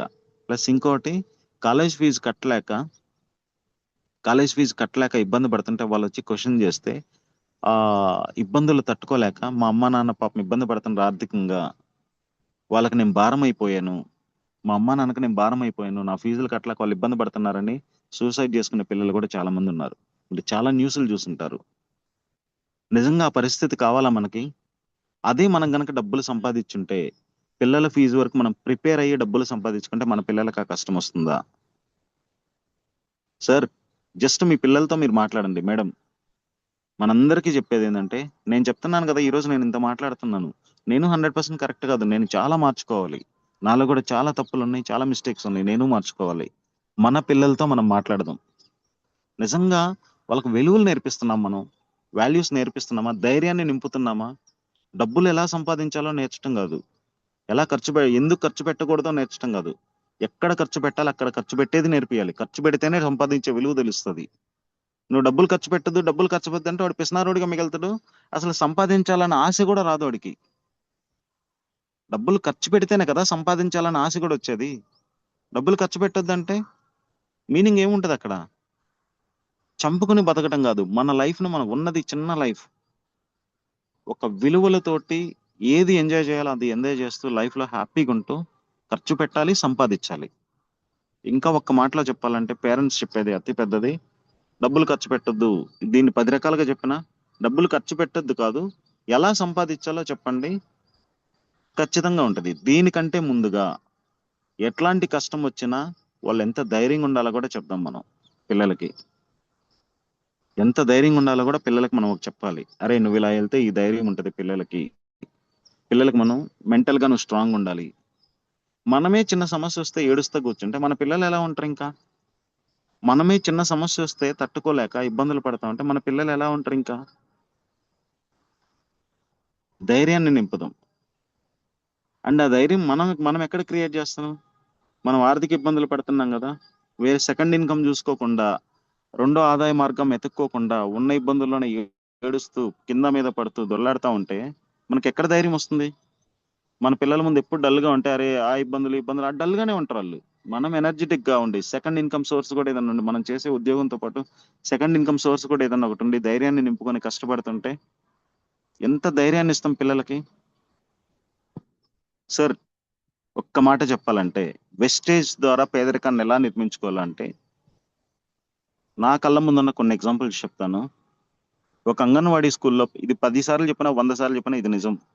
ఒక అంగన్వాడీ స్కూల్లో పనిచేసే ఒక ఆయమ్మ డిసైడ్ అయ్యి 6,000 జీతం తీసుకున్న ఒక ఆయమ్మ డిసైడ్ అయ్యి కష్టపడి పనిచేస్తే ఈ రోజు 5 లక్షలు తీసుకుంటుంది నెలకి. ఒక స్విగ్గీ జొమాటోలో పనిచేసే ఒక వ్యక్తి, ఒక స్విగ్గీ జొమాటోలో ఫుడ్ డెలివరీస్ ఇచ్చే ఒక వ్యక్తి 6 సంవత్సరాలు కష్టపడితే కోటి రూపాయల పైన విలువ చేసే ఇల్లు కట్టాడు హైదరాబాద్ లాంటి సిటీలో. ఈ రోజు ఐ థింక్ 8 లక్షలు 10 లక్షలు సంపాదిస్తున్నాడు అతను పర్ మంత్. ఎంఎస్ఆర్ సారు 2017 సంవత్సరంలో 30,000 జీతంకి పనిచేస్తూ సెకండ్ హ్యాండ్ స్ప్లెండర్ బైక్ నడిపే ఎంఎస్ఆర్ సారు ఈ రోజు 18,85,000 తీసుకున్నాడు, highest income last month before. And మన దగ్గర ఉన్న కొండేపు సురేష్ సారు ఆగస్ట్ 2015లో, ఆగస్ట్ 2025లో 1,15,000 ఉన్న వ్యక్తి ఈ రోజు 3 లక్షల పైన ఇన్కమ్ తీసుకుంటున్నాడు పర్ మంత్. అదే బ్రహ్మయ్య సారు 53,000 60,000 తీసుకున్నాడు ఆగస్ట్ నెలలో, ఈ రోజు 1,61,000 తీసుకున్నాడు. ఆ రోజుకి నా జీతం ఈ రోజుకి, ఆగస్ట్ 2025కి ఈ రోజుకి నా జీతంలో ₹1 తేడా లేదు. పైసాతో సహా కరెక్ట్ గా వస్తుంది, ₹1 గ్రోత్ లేదు. కానీ అదే బ్రహ్మయ్య సారు సుమారు ఒక 60,000 నుంచి 1,61,000కి వెళ్ళాడు. అంటే ఈ కొన్ని నెలల్లోనే 7 మంత్స్ టైంలోనే ₹1,00,000 గ్రోత్ వచ్చింది. శ్రావణ్ సారు 13,000-14,000 జీతం నుంచి ఈ రోజు హైయెస్ట్ ఇన్కమ్ 63,000కి వెళ్ళాడు. నాకు తెలిసి శ్రావణ్ సార్ 2-3 నెలల్లో 1,00,000 దాటుతాడు. కిరణ్ సార్ కూడా అదే విధి. Kiran sir Shravan sir 2-3 months లో 1 lakh దాటుతారు. ఎక్కడుంది సార్? ఇన్ని సంవత్సరాల నుంచి బయట కష్టపడుతున్నాం. ఎవరన్నా వెస్టేజ్ గురించి చెప్పంటే, ప్రొడక్ట్స్ కొనమంటే కొందాంలే, ఎవరికైనా చెప్పాలంటే చెప్దాం, తీసుకుంటే తీసుకుంటారు లేకపోతే లేదు. ఒకవేళ నేను చెప్తే వాళ్ళు వినకపోతే నా పరువు పోతుంది, లేకపోతే నేను ఎవరైనా చెప్పి వినకపోతే నా ఆ పరువు పోతుందో, లేకపోతే నేను ఎందుకు వాళ్ళ దగ్గర పడాలి, ఇట్లా అనుకుంటే ఎందుకు? అరే మనం ఏమి ఇస్తున్నాం? మంచి ప్రొడక్ట్స్ కొనుక్కోండి, మీ ఆరోగ్యాన్ని, మీ కుటుంబం ఆరోగ్యాన్ని కాపాడుకోండి. మీరు డబ్బున్నోళ్ళు అయినా సరే ఈ ప్రొడక్ట్స్ వాడటం వల్ల మీ ఆరోగ్యం ఉంటుంది, మీ డబ్బు కూడా మీకు నిలుస్తుంది. హాస్పిటల్కి వెళ్ళి డబ్బులు పోగొట్టుకునే కంటే కూడా ఈ ప్రొడక్ట్స్ వాడుకోవటం వల్ల మీ కుటుంబం ఆరోగ్యాన్ని కాపాడుకోవచ్చు అని చెప్తున్నాం. అదే కొంతమందికి, ఉద్యోగం లేని కొంతమందికి ఉద్యోగ మార్గాన్ని చూపిస్తున్నాం. చాలీ చాలని జీతాలతో ఇబ్బంది పడే కొంతమందికి ఒక ఆదాయాన్ని పెంచుకునే ఒక మార్గాన్ని చూపిస్తున్నాం. ఇంత మంచి పని చేస్తున్నప్పుడు ఎందుకు సిగ్గుపడాలి? ఎందుకు మొహమాట పడాలి? మనం ఏమైనా తప్పు చేస్తున్నామా? దొంగతనం చేస్తున్నామా? ఇంకొకరి ఇంట్లోకి వెళ్ళి ఏమైనా దొంగతనం చేస్తున్నామా? లేకపోతే ఇంకొకరిని ఏమన్నా చెడుదారిలోకి వెళ్ళి డ్రగ్స్ అమ్మమంటున్నామా? గంజాయి అమ్మమంటున్నామా? భయంకరమైన బయట అదే కదా మనం రోజు న్యూస్ పేపర్లో చూస్తున్నాం. పోనీ చిట్టీలు కట్టి మోసం చేయమంటున్నామా? పోనీ డబ్బులు కట్టించుకుంటున్నామా? మనం ఏమన్నా ఏం చేయట్లేదు కదా, ఎందుకు మొహమాట పడుతున్నాం? 10 మందికి చేసే మంచి కదా. మంచి విలువ తెలిసిన ప్రతి ఒక్కరికి ఇది అర్థమవుతుంది. అంటే ఇది వినని వాళ్ళు చెడ్డోళ్ళని నేను అన్ను, కాకపోతే దీన్ని అర్థమయ్యేలాగా మనం చెప్పగలగాలి. ఎదుటి వ్యక్తి కూడా దీన్ని తీసుకోగలిగే పరిస్థితిలో ఉండాలి. చాలా మంది ఏమనుకుంటారు, ఒక గవర్నమెంట్ ఉద్యోగం రాగానే, లేకపోతే ఏదైనా ఒక ₹1,00,000 జీతమో లేకపోతే 50,000 జీతం రాగానే నా లైఫ్ సెట్, నా ఫ్యామిలీ సెట్ అనుకుంటారు. ఏముండదు సెట్ అక్కడ. అక్కడ అప్పులు, క్రెడిట్ కార్డు బిల్లులు తప్ప, నాలాగా ఇబ్బందులు పడటం తప్ప ఏం ఉండదు అక్కడ. ఫ్రాంక్ గా మాట్లాడదాం. నాకు జీతం వస్తున్నా నేనేం మిగులుదలలో లేను, ఓపెన్ గా మాట్లాడితే. సో ఆ రియాలిటీని అర్థం చేసుకోండి. బయట వాళ్ళకి చెప్పకపోయినా మనకంటూ ఒక మనస్సాక్షి ఉంది. మనం ఏంటి, మన కుటుంబ పరిస్థితులు ఏంటి, మనకు వచ్చే ఆదాయం ఎంత, మనకుండే ఖర్చులు ఎంత, నెక్స్ట్ 1 year లో మనకు వచ్చే బాధ్యతలు ఏంటి, మనం పెట్టాల్సిన ఖర్చు ఎంత ఉంది, నెక్స్ట్ 5 సంవత్సరాల్లో మన పిల్లలు ఇప్పుడు ఏ క్లాస్ లో ఉన్నారు, ఇప్పుడు 6వ తరగతిలో ఉన్నారా, నెక్స్ట్ 5 సంవత్సరాల తర్వాత ఇంటర్మీడియట్కి వెళ్తారు, ఇప్పుడున్న ఖర్చు ఏంది, నెక్స్ట్ ఉండే ఖర్చు ఏంది, నిజంగా నేను 5 సంవత్సరాల తర్వాత ఈ ఖర్చుకు తగ్గట్టు నా ఇన్కమ్ పెంచుకోగలిగే స్థాయిలో ఉన్నానా లేదా ఆలోచించుకుంటేనే కదా పేదరికాన్ని దూరం చేసుకోగలిగేది. ఒకవేళ అది ఆలోచించకుండా ఈ 20,000 30,000 జీతం వస్తుంటే దాంట్లోనే పని చేసుకుంటా పోతే వేరేది ఆలోచించకుండా ₹1,00,000 వచ్చినా సరే అదే చేసుకుంటా పోతే ఆ తర్వాతకి వచ్చేళ్ళకి అప్పులు చేసుకుంటూ పోవాలి ప్రతి సంవత్సరం. ఆ అప్పులు మనల్ని కిందకి తొక్కేస్తాయి. ఒక మనిషిని తొక్కేది అప్పే. అదే ఒక సెకండ్ ఇన్కమ్ ఉంటే చాలా మంది ఆడవాళ్ళు నాకు తెలిసిన వాళ్ళు చీరల బిజినెస్ చేస్తుంటారు. నా ఫ్రెండ్స్ కూడా కొంతమంది ఉన్నారు. చీరల బిజినెస్ మొబైల్ షాప్ లో మొబైల్లో వాట్సాప్ స్టేటస్లు పెట్టి చేస్తుంటారు. ఎస్, డెఫినెట్ గా మంచిది అది. కానీ నిజంగా ఎంత ఇన్కమ్ వస్తుంది? ఒక చీర అమ్మితే ఆ చీర మీద వచ్చే డబ్బులు మాత్రం వస్తాయి, కానీ ఫర్దర్ గా దాని నుంచి ఏమన్నా వస్తుందా? రాదు. ఒక రియల్ ఎస్టేట్ బిజినెస్ చేసే వ్యక్తి ఒక ఫ్లాట్ అమ్మితే ఒక 5-6 నెలలు కష్టపడి దానికి తప్పుగా డబ్బులు వస్తాయి. మళ్ళా డబ్బులు కావాలంటే ఇంకా కష్టపడి ఇంకొకరి దగ్గర అమ్మాలి. ఒక ఉద్యోగం చేసే వ్యక్తి ఒక నెలంతా కష్టపడితే ఆ జీతం వస్తుంది. మళ్ళా నెల జీతం కష్టపడి పనిచేస్తేనే డబ్బులు వస్తాయి. కానీ అదే వెస్టేజ్ లో ఒక 2 సంవత్సరాలు నువ్వు కష్టపడితే జీవితం మొత్తం నీకు ఇన్కమ్ ఇస్తానంటుంది. జీవితం కాదు, 3 తరాలు ఇన్కమ్ ఇస్తానంటుంది. 3 తరాలు నీ కుటుంబానికి ఇన్కమ్ కాదు, నీ కుటుంబానికి ఒక ధైర్యం, భరోసా, నీ కుటుంబం యొక్క కష్ట సుఖాల మొత్తాల్లో నేను తోడుంటానంటుంది. అలాంటి వెస్టేజ్ కోసం 10 మందికి చెప్పేదానికి మనం సిగ్గుపడాలా? మనం మొహమాట పడాలా? ఎందుకు ఏం తప్పు చేస్తుంటే మొహమాట పడాలి? మన తరాల్ని కాపాడుతుంది వెస్టేజ్. నేను ఒక కంపెనీ గురించి ఇంత ఎమోషన్ గా చెప్పను, దీంట్లో ఉండే ప్లాన్ బట్టి చెప్తున్నా. నేను మిమ్మల్ని మోటివేట్ చేయటం నా ఉద్దేశం కాదు, దాంట్లో ఉండే అర్థాన్ని చెప్పడం నా ఉద్దేశం. ఎంతమంది ఈ రోజుకు సిఎన్సి కనీసం ఈ రోజు 10వ తేదీ వస్తే కనీసం ఎంతమంది సిఎన్సి చేస్తారు? ఎవరి కోసం సిఎన్సి చేస్తున్నాం? ప్రొడక్ట్స్ ఎవరి కోసం కొంటున్నాం? మన కుటుంబం కోసమా? మన అప్లైనర్ బాగుపడతాడని కొంటున్నామా? కనీసం కొన్న వాళ్ళకన్నా మనం కరెక్ట్గా చెప్పగలుగుతున్నామా? ఇప్పుడు నేనున్నాను, నన్నే తీసుకోండి. అందరినీ కన్విన్స్ చేయండి. నేను ఒక 20 మందికి కొనిస్తే, ఒక 10 మందికి కొనిస్తే, ఆ 10 మందిని సరే వాళ్ళు అడుగుతారు అవసరమైనప్పుడు అని వదిలేయాలా? ఎందుకంటే తెలియదు. ముందు మనం ఫాలోఅప్ చేయాలి. ఇది ఒక ప్రాసెస్. మన కుటుంబానికి ఒక ఒక భద్రతనిచ్చే ఒక ప్రాసెస్ ఇది. ఆ ప్రాసెస్ లో కష్టపడాలి, నిద్రలో మానుకోవాలి, కష్టపడాలి, జర్నీలు చేయాలి, మీటింగ్స్ అటెండ్ అవ్వాలి. ఇవన్నీ చేస్తేనే కదా సక్సెస్ వచ్చేది. ఒక గొప్ప సక్సెస్ రావాలంటే అంతే గొప్పగా నువ్వు కష్టపడాలి కదా. ఖాళీగుండి నీకు గొప్ప సక్సెస్ రావంటే ఎక్కడొస్తుంది? నువ్వెంత స్థాయిలో కష్టపడితే అంత గొప్ప సక్సెస్ వస్తుంది. ఏం కష్టపడకుండా, నాకు ఏం త్యాగం చేయకుండా నాకు అంత సక్సెస్ రావాలంటే ఎట్లా వస్తుంది? ఇప్పుడు నేను ఒక 10 మందితో కొనిపిస్తే 10 మంది దగ్గర ఫీడ్బ్యాక్ ఎలా? సార్ ఎలా ఉంది, ప్రొడక్ట్స్ బాగున్నాయా లేదా, మళ్ళీ ఈ నెల ఏమన్నా రిక్వైర్మెంట్ ఉందా, ఈ ప్రొడక్ట్స్ ఉన్నాయి, ఎవరికైనా వాటర్ ప్యూరిఫైర్ లేదా? ఇంకొక నెగిటివ్ మైండ్ సెట్ ఏంటంటే, ఎవరైనా వాటర్ ప్యూరిఫైర్స్ కొంటున్నారంటే వీళ్ళేదో పాయింట్స్ కోసం కొంటున్నారు అనుకుంటున్నారు. Change your attitude, change your mind set. మీ ఆలోచన విధానాన్ని మార్చండి. పాయింట్ల కోసం కొనేది కాదు. పాయింట్ల కోసం కొన్నా సరే strategically he's correct. Water purifier అనేది చాలా విలువైంది. మన ఆరోగ్యాన్ని, మన మన బాడీలో 75% వాటరే ఉంటుంది. అట్లాంటి వాటర్ కోసం మనం ఎందుకు నిర్లక్ష్యం చేయాలి? ఒక మొబైల్ కొనడానికి 50,000 ఈజీగా పెట్టేస్తాం. కానీ అదే 33,700 వాటర్ ప్యూరిఫైర్ అంటే 100 సార్లు ఆలోచిస్తాం. ఆ మొబైల్ వాడతాం, కరెక్ట్గా 2 సంవత్సరాలు ఉంటే మళ్ళీ కొత్తది కొనాలి. కానీ ఆరోగ్యం ఒక్కసారి దెబ్బతింటే మళ్ళీ వస్తుందా? ఎంత కష్టపడాల్సి వస్తుంది, ఎంత ఇబ్బంది పడతాం. మనొక్కరం కాదు, కుటుంబం ఆరోగ్యం మొత్తం మనం తాగే వాటర్లో ఉంది కదా. ఆ నెగిటివ్ మైండ్ సెట్ తీసేసుకుని ప్రతి దాంట్లో పాజిటివ్ చేయాలి, పాజిటివ్గా ఆలోచిద్దాం. Thank you so much sir, చాలా ఎక్కువ టైం తీసుకున్నా.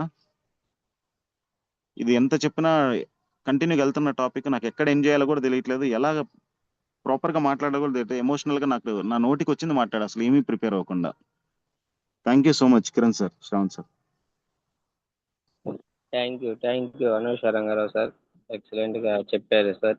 పేదరికం ఎలా నిర్మూలించాలి, పేదరికంలో ఉండడం వల్ల మనం ఎక్కడికి వెళ్ళకపోతాం అన్న కాన్సెప్ట్ బాగా చెప్పారు సార్. వన్స్ అగైన్ మీ సమయాన్ని ఉపయోగించి అందరికీ పేదరికం నుంచి బయట ఎలా పడాలనే దాని గురించి మెయిన్ కాన్సెప్ట్ బాగా మాట్లాడారు సార్. ఆ, ఎంఎస్ఆర్ సార్ గురూజీ అన్నట్టు పేదరికంలో పుట్టడం మన తప్పు కాదు, పేదరికంలో ఉండడం ఇంకా చాలా తప్పు అనే కాన్సెప్ట్ తీసుకొని దాని గురించి ప్రత్యేకంగా మాట్లాడారు సార్. విత్ స్లైడ్స్తో చూపించారు.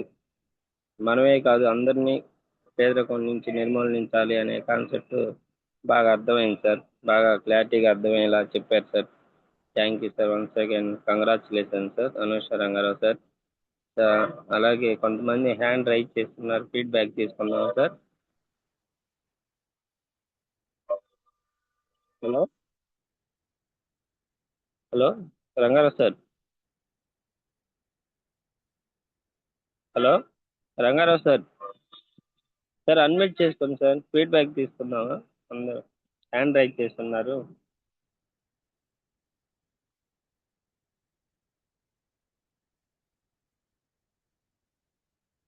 Kiran sir. Sir good morning sir. Good morning Shravan sir. Kumar sir. Sir unmute లో ఉన్నట్టున్నారు.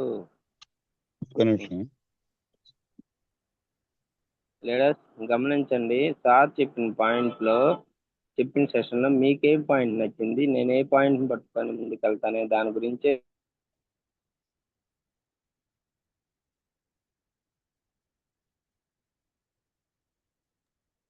కిరణ్ సార్, అనుషారావు సార్ నాకు అది అన్మిట్ ఇచ్చాను. కో హోస్ట్ లేదు, ఇప్పుడు దాకా అన్మ్యూట్ చెప్పండి, అవ్వట్లేదు. సూపర్ తురుము అవన్నీ Host ఇప్పుడు సార్. క్లోజ్ ఇవ్వడానికి ట్రై చేయండి sir. Rangarao sir. Shravan sir, feedback sir, session లో మన లైఫ్ లో మనం ఎదుర్కొన్న అత్యంత ఆర్థిక పరంగా అత్యంత టఫెస్ట్ సిచ్యువేషన్ ఏమి ఎదుర్కొన్నారు, నిజంగా దానికి తగ్గట్టు Yes, వర్క్ sir. చేస్తున్నామో లేదో ఒక థాట్ ఒకటి చెప్పండి చాలు, చాలా మందికి హెల్ప్ అవుతుంది. Yes, yes, అదే మాట్లాడుతున్నాను సార్.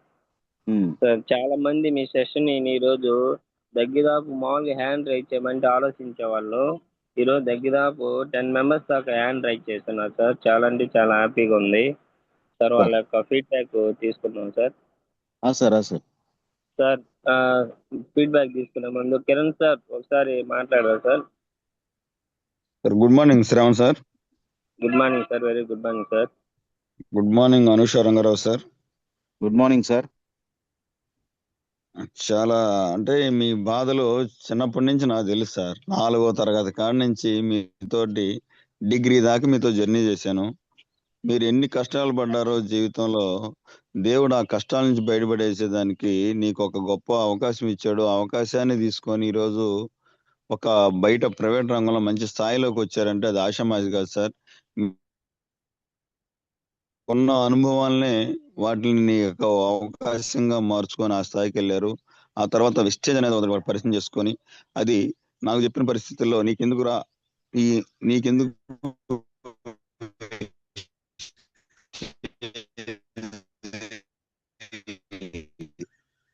అంత అమౌంట్ కన్నా వస్తుంది అన్న ఆలోచనతో వచ్చారు సార్. కానీ అదే సార్ ఇప్పుడు వాయిస్ వినిపిస్తుందా సార్?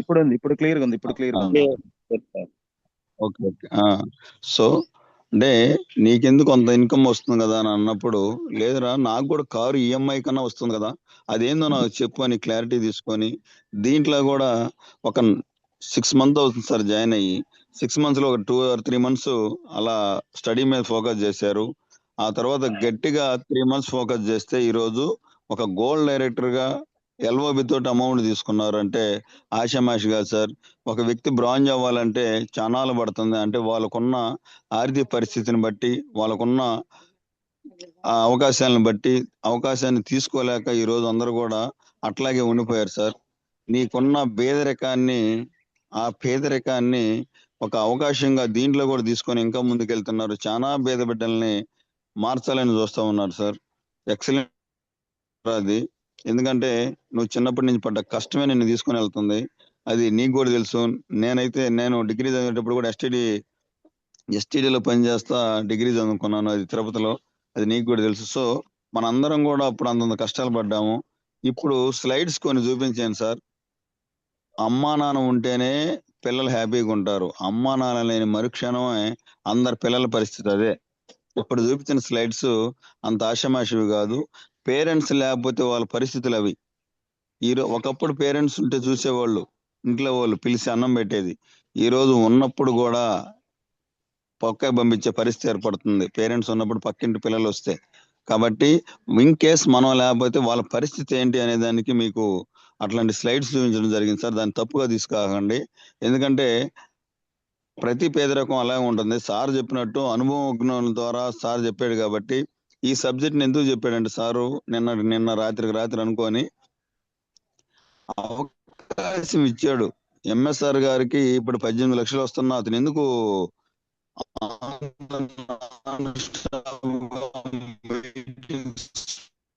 పెట్టుకుంటూ సార్ మీటింగ్స్ పెట్టి వాయిస్ నైట్ బ్రేక్ జర్నీ అవుతుంది. పేదరికాన్ని ప్రతి ఆడబిడ్డ మగబిడ్డ మార్చుకోవాలని చెప్పి అవకాశం ఇచ్చుకుంటూ వెళ్తున్నాడు. అట్లాగే సార్ ఆ సబ్జెక్ట్ గురించి రాత్రి చెప్పాలనుకున్నాడు. కొంతమంది ఐసీలో ఉంటారు కిరణ్ సార్, వాళ్ళు ప్రతి హాస్పిటల్ ఐసీలో కిక్కిరిసి ఉంటారు. మరి అట్లా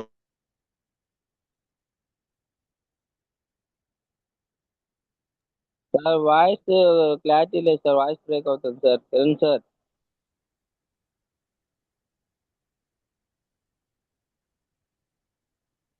కిరణ్ సార్. సార్ బ్యాక్కి వెళ్ళిపోయినట్టున్నా sir Rangarao sir. Sir next Susheela Srinivasarao sir, unmute చేసుకోరా సార్. ఒక్క నిమిషం సుశీల ఉండండి సార్. కిరణ్ సార్ మళ్ళీ ఇది పెట్టుకున్నా, ఒక్క నిమిషం. డైరెక్ట్ లైవ్ రీపోర్ట్ అయినట్టున్నా sir. Okay. Susheela Srinivasarao sir మాట్లాడతారు. సుశీల శ్రీనివాసరావు సార్ అన్మ్యూట్ చేసుకోండి sir.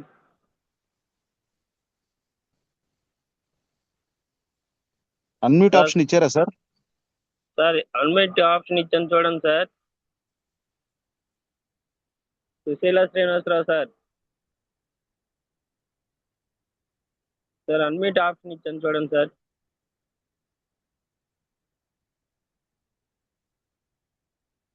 Susheela Srinivasarao sir. Okay, next బిజీగా ఉన్నట్టుంది సార్. నెక్స్ట్ వన్ వచ్చి సార్ న్యూ జాయిన్స్ ప్రమోట్ చేద్దాం sir. Koneti Srihar sir. Sir unmute option ఇచ్చాను సార్, మాట్లాడండి sir. Srihar sir. Good morning sir. Srihari sir zoom attend అవటమే గొప్ప వరం. Very very sir. Good morning, మాట్లాడండి sir. Sir good morning sir. My upliner, మా mentor, మా గురూజీ అన్ని రంగారావు సార్ గారికి గుడ్ మార్నింగ్ సార్. మీరు ఏ సబ్జెక్ట్ చెప్పినా అందులో 100% చెప్తున్నది మేము నమ్ముతాం. ఎందుకంటే సార్ని మేము ప్రాక్టికల్ గా చూస్తున్నాము. సార్ కొన్ని సిచ్యువేషన్ లో పేదరికం అనేది చెప్తున్నారు కదా, ఆయన అట్లాంటి పేదరికంలో కూడా ఎటువంటి తప్పు చేయని క్షణాలు కూడా కొన్ని ఉన్నాయి. మేబీ మాట్లాడచ్చో లేదో చెప్తాను సార్. సార్కి చాలా డబ్బు అవసరం ఉండి అలాంటి టైంలో ఆయనకు గోల్డ్ దొరికింది తిరుపతిలో. ఆయన ఆ గోల్డ్ ఒక్క 2 days వెయిట్ చేశారు, ఎవరన్నా పోగొట్టుకున్న వాళ్ళు వస్తారా లేదా అని. ఎవరు రాకపోయేసరికి ఆయనకి చాలా డబ్బులు అవసరం. ఆయన కూడా ఆయన నిజాయితీని ఎక్కడా కోల్పోకుండా ఎత్తుకొని పోయి శ్రీవారి ఉండిలో వేసేసారు సార్ అలిపిరి దగ్గర. అప్పుడే ఆయన వ్యక్తిత్వం ఏంటో మాకు చాలా దగ్గరగా, అప్పుడు సార్ నాకు కొత్తగా పరిచయము. అప్పుడే నాకు తెలిసింది ఆయన ఒక గొప్పతనం. ఇవాళ ఆయన చెప్పిన సెషన్ సేమ్ దానికి సంబంధించే పేదరికం గురించి. ఖచ్చితంగా సార్ మీరు చెప్పినట్లు పేదరికం పోగొట్టుకోవడానికి మేము కూడా విస్టేజ్ తో పాటు నడిచి మాతో పాటు అందరినీ నడిపిస్తామని కోరుకుంటాం సార్. మేము కూడా ఇలాంటి క్షణాలు బహుశా చిన్నప్పుడు ఎదురయ్యి ఉన్నాయి, వాటి నుంచి మెల్లమెల్లగా పైకి వస్తున్నాం సార్. సార్ వాయిస్ వినిపిస్తుంది all the best Srihari sir, మీరు సూపర్ లీడర్ మీరు సార్. Thank you sir. ఇదంతా మీ వల్లనే మాకు విస్టేజ్ పరిచయం అవడానికి మెయిన్ కారణం రంగారావు సార్ గారు. ఆయన ఏదైనా మంచి లీడర్స్ ఉన్నారు. ఎవరు ఆదినారాయణ గారు, మహేంద్ర సారు, అద్భుతమైన లీడర్స్ ఉన్నారు. నీ స్నేహలత మేడము, మంచి మహాలక్ష్మి మేడం, మంచి లీడర్స్ ఉన్నారు నీ లైన్ లో. అవును సార్. మా డౌన్ లైనర్స్ కానీ మా యొక్క టీమ్ స్పిరిట్ అందరూ కూడా బాగున్నారు. అందరూ కలిసి రవి సార్ ఒకరు వచ్చారు మీ లైన్ లో, మళ్ళీ అద్భుతమైన పర్సన్స్ వచ్చారు. జాగ్రత్తగా చేసుకోండి. All the best. Okay sir, thank you so much sir. Vestige పరిచయం చేసినందుకు ప్రత్యేకంగా ధన్యవాదాలు సార్ మీకు. Thank you Srihar sir. Thank you so much sir. Thank you Selvan sir. Thank you Srihar sir. Excellent feedback sir. మంచి ఫీడ్బ్యాక్ ఇచ్చారు. మంచి గ్రేట్ లీడర్ సార్ మదనపల్లి నుంచి. అలాగే మీ గోల్ ఏదైతే ఉందో మనస్ఫూర్తిగా నెరవేరాలని మనస్ఫూర్తిగా కోరుకుంటూ thank you, all the best sir. Thank you sir.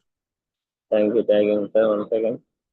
Next one కొత్త వాళ్ళు Charan sir. Good morning sir. Koteswararao sir good morning sir. Unmute option ఇచ్చాను, మాట్లాడండి సార్. చరణ్ ఎం కోటేశ్వరరావు సార్, అన్మ్యూట్ ఆప్షన్ ఇచ్చాను, మాట్లాడండి sir. Good morning sir. Good morning Rangarao sir. Good morning. Good morning sir. బాగుంది sir voice. నేను వచ్చినందుకు చాలా కృతజ్ఞతలు సార్. అయ్యో భలేవాళ్ళు సార్. మంచి నిన్న స్పీచ్ బాగా ఇచ్చావు సార్. ఈ రోజు కూడా బాగా మాట్లాడావు. బ్రహ్మాండంగా ఉంది సార్. నాకు నచ్చింది. ఇందాక నుంచి వింటానే ఉన్నారు. మన గ్రూప్ లో రాంబాబు అని యాడ్ చేసి ఈ రోజు ఓ నిన్న. సార్ ఇంకా ఆ అబ్బాయి కొత్తగా వచ్చాడు కాబట్టి ఆ అబ్బాయి కూడా తెలియదు నాలాగనే. Sir thank you sir. నేను అంటే ఎక్కువ మాట్లాడటానికి కూడా టైం లేదు నాకు. ఈ రోజు 2 రోజులు 3 థ్యాంక్ యూ. రోజులు బిజీగా ఉంటాను sir. All the best, all the best. Thank you sir. Thank you sir. Rangarao sir Kiran sir. Rambabu sir 2 కిలోమీటర్లు ఉంటే అక్కడికి వెళ్ళి నీ వాయిస్ వినిపించాలని అతను నా కాడ తీసుకొచ్చి జూమ్ లో యాడ్ చేసి అతను వాయిస్ వినిపించి అట్లా పంపించాడు ఇప్పుడు. ఓకే ఓకే, అంత రిస్క్ తీసుకున్నాడు ఇప్పుడు. Thank you super sir. Sir. Thank you sir. Thank you Koteswararao sir. Excellent work చేస్తున్నారు sir. Kiran thank you sir sir. ద్వారా ఈ మంచి ఒక మేస్త్రి బిల్డర్ గా వర్క్ చేస్తే స్టేజ్ యొక్క గొప్పతనం తెలుసుకొని చోడారంలో కూడా ఒక మార్పు అనేది తేవడం కూడా జరుగుతుంది సార్. అది మీతోనే, కిరణ్ సార్తోనే జరుగుతుంది. అలాగే okay.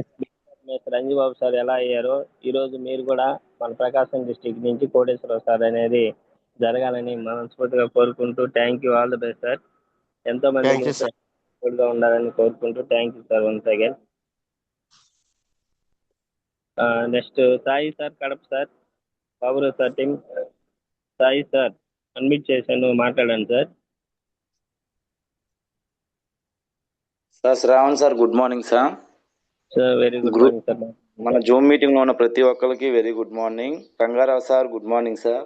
Good morning, good morning sir. Sai sir. Sir మీ వాయిస్ ఒకటి, మీరు ఎక్స్ప్లెయిన్ చేసే స్టైల్ ఉంటుంది కదా సార్, అది యూనిక్ స్టైల్ సార్, చాలా బాగుంటుంది సార్. మీ గురించి ఇప్పుడే ఒకటి తెలుసుకున్నాను. గోల్డ్ అనేది మీకు అంత అవసరమైనా కానీ తిరుపతి దగ్గర హుండీలో వేశారని తెలుసుకున్నాను సార్. ఆ వ్యక్తిత్వానికి హ్యాండ్స్ అప్ సార్.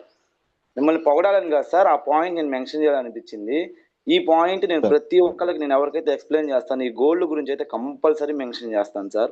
అంత బాగా నచ్చింది సార్ మీ వ్యక్తిత్వం. పేదరికంలో ఉంటే ఎలాంటి కష్టాలు ఉంటాయో గ్రేట్ గా ఎక్స్ప్లెయిన్ చేశారు సార్. మీరు చెప్పిన పాయింట్ నాకు బాగా ఒక పాయింట్ నచ్చింది సార్.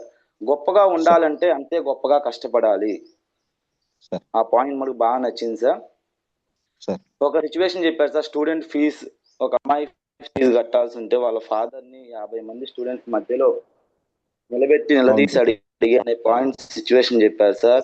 మా పేరెంట్స్ కూడా అలాంటి సిచ్యువేషన్స్ నుంచి ఎదుర్కొని అన్ని నన్ను ఇంత చదువు చదివించారంటే వాళ్ళకి నేను ఎప్పుడు రుణపడి ఉంటాను సార్. నాది ఒకే ఒక గోల్ సార్, మా పేరెంట్స్ ని బాగా చూసుకోవాలి, ఎటువంటి ఇబ్బంది లేకుండా. మా పిల్లలు ఏదైతే అడిగారో నేను మెనూ కార్డ్ లో కానీ లేదంటే ఎంత అమౌంట్ ఉందో చెక్ చేసుకోకుండా వాళ్ళని కొనిపెట్టాలి ఏది ఉన్నా కానీ అనే ఒక గోల్ పెట్టుకొని దీనిలో వర్క్ చేస్తున్నాను సార్. నాకు పెద్ద గోల్స్ ఇంత అచీవ్ చేయాలని ఏం లేదు సార్. మా పేరెంట్స్ ని బాగా చూసుకోవాలి, ఎటువంటి ఇబ్బంది లేకుండా నన్ను చదివించి నన్ను ఇంత పెద్ద చేసినందుకు అది ఒక గోల్ సార్. మా పిల్లలకు మటుకు రెస్టారెంట్ లోకి వెళ్ళినా కానీ నేను ప్రతిసారి మెనూ చెక్ చేస్తాను సార్. ఎంత అమౌంట్ ఉందమ్మా, ఇది ఇప్పుడు వద్దులమ్మా అని ప్రతిసారి నేను ఇప్పుడు కూడా వాళ్ళకి ఇవ్వలేని సిచ్యువేషన్ లో ఉంటాను సార్. ఆ సిచ్యువేషన్ అనేది నేను తీసుకోకూడదు ఫ్యూచర్ లో అనేది ఒక గోల్ పెట్టుకున్నాను sir. Thank you sir. Thank you sir. ఇంకోటి మీరు అన్నారు కదా గోల్డ్ టాపిక్, శ్రీహరి సార్ చెప్తాడని నేను అనుకోలేదు. 2 days కాదు కానీ ఒక మార్నింగ్ 4 నుంచి 8:39 వరకు ఉన్నాను. ఇంకా సార్ 2 days కాదు కదా సార్, నేనైతే ఆ సిచ్యువేషన్ లో 1 minute కూడా ఉండలేనేమో. నేను వెళ్ళి ఆలోచించుకున్నాను, నేను ఉండగలుగుతానా అని ఆలోచించాను సార్. నేను ఉండను అని నాకు మైండ్కి వచ్చింది ఆన్సర్. అయితే చాలా గ్రేట్ సార్ మీరు మటుకు. ఆ రోజు నైట్ 8 గంటలకు తీసుకెళ్తే ముందుగా నా వైఫ్ కనీసం ఇంట్లోకి కూడా తేనిలేదాన్ని, ఇంకొకరితే మనకొద్దు అని. క్రెడిట్ మా మిసెస్ కి, ప్లస్ నా ఆలోచన కూడా ఇంకొకరితే మనకొద్దు, మనది మనకు చాలు, ఇంకొకరి వద్దు మనకి, అంతే. అదొక్కటి సార్. Thank you sir. చాలా చాలా great sir. Thank you sir. Thank you sir. Thank you Sai sir. Excellent feedback ఇచ్చారు సార్. చాలా అంటే చాలా డెడికేషన్ గా హార్డ్ వర్క్ చేస్తున్నారు. షార్ట్ టైమ్ లో కూడా చెప్పిన దాన్ని అర్థం చేసుకొని కూడా ముందుకెళ్తున్నారు సార్. Once again congratulation. Thank you sir. First 8 అయ్యారు.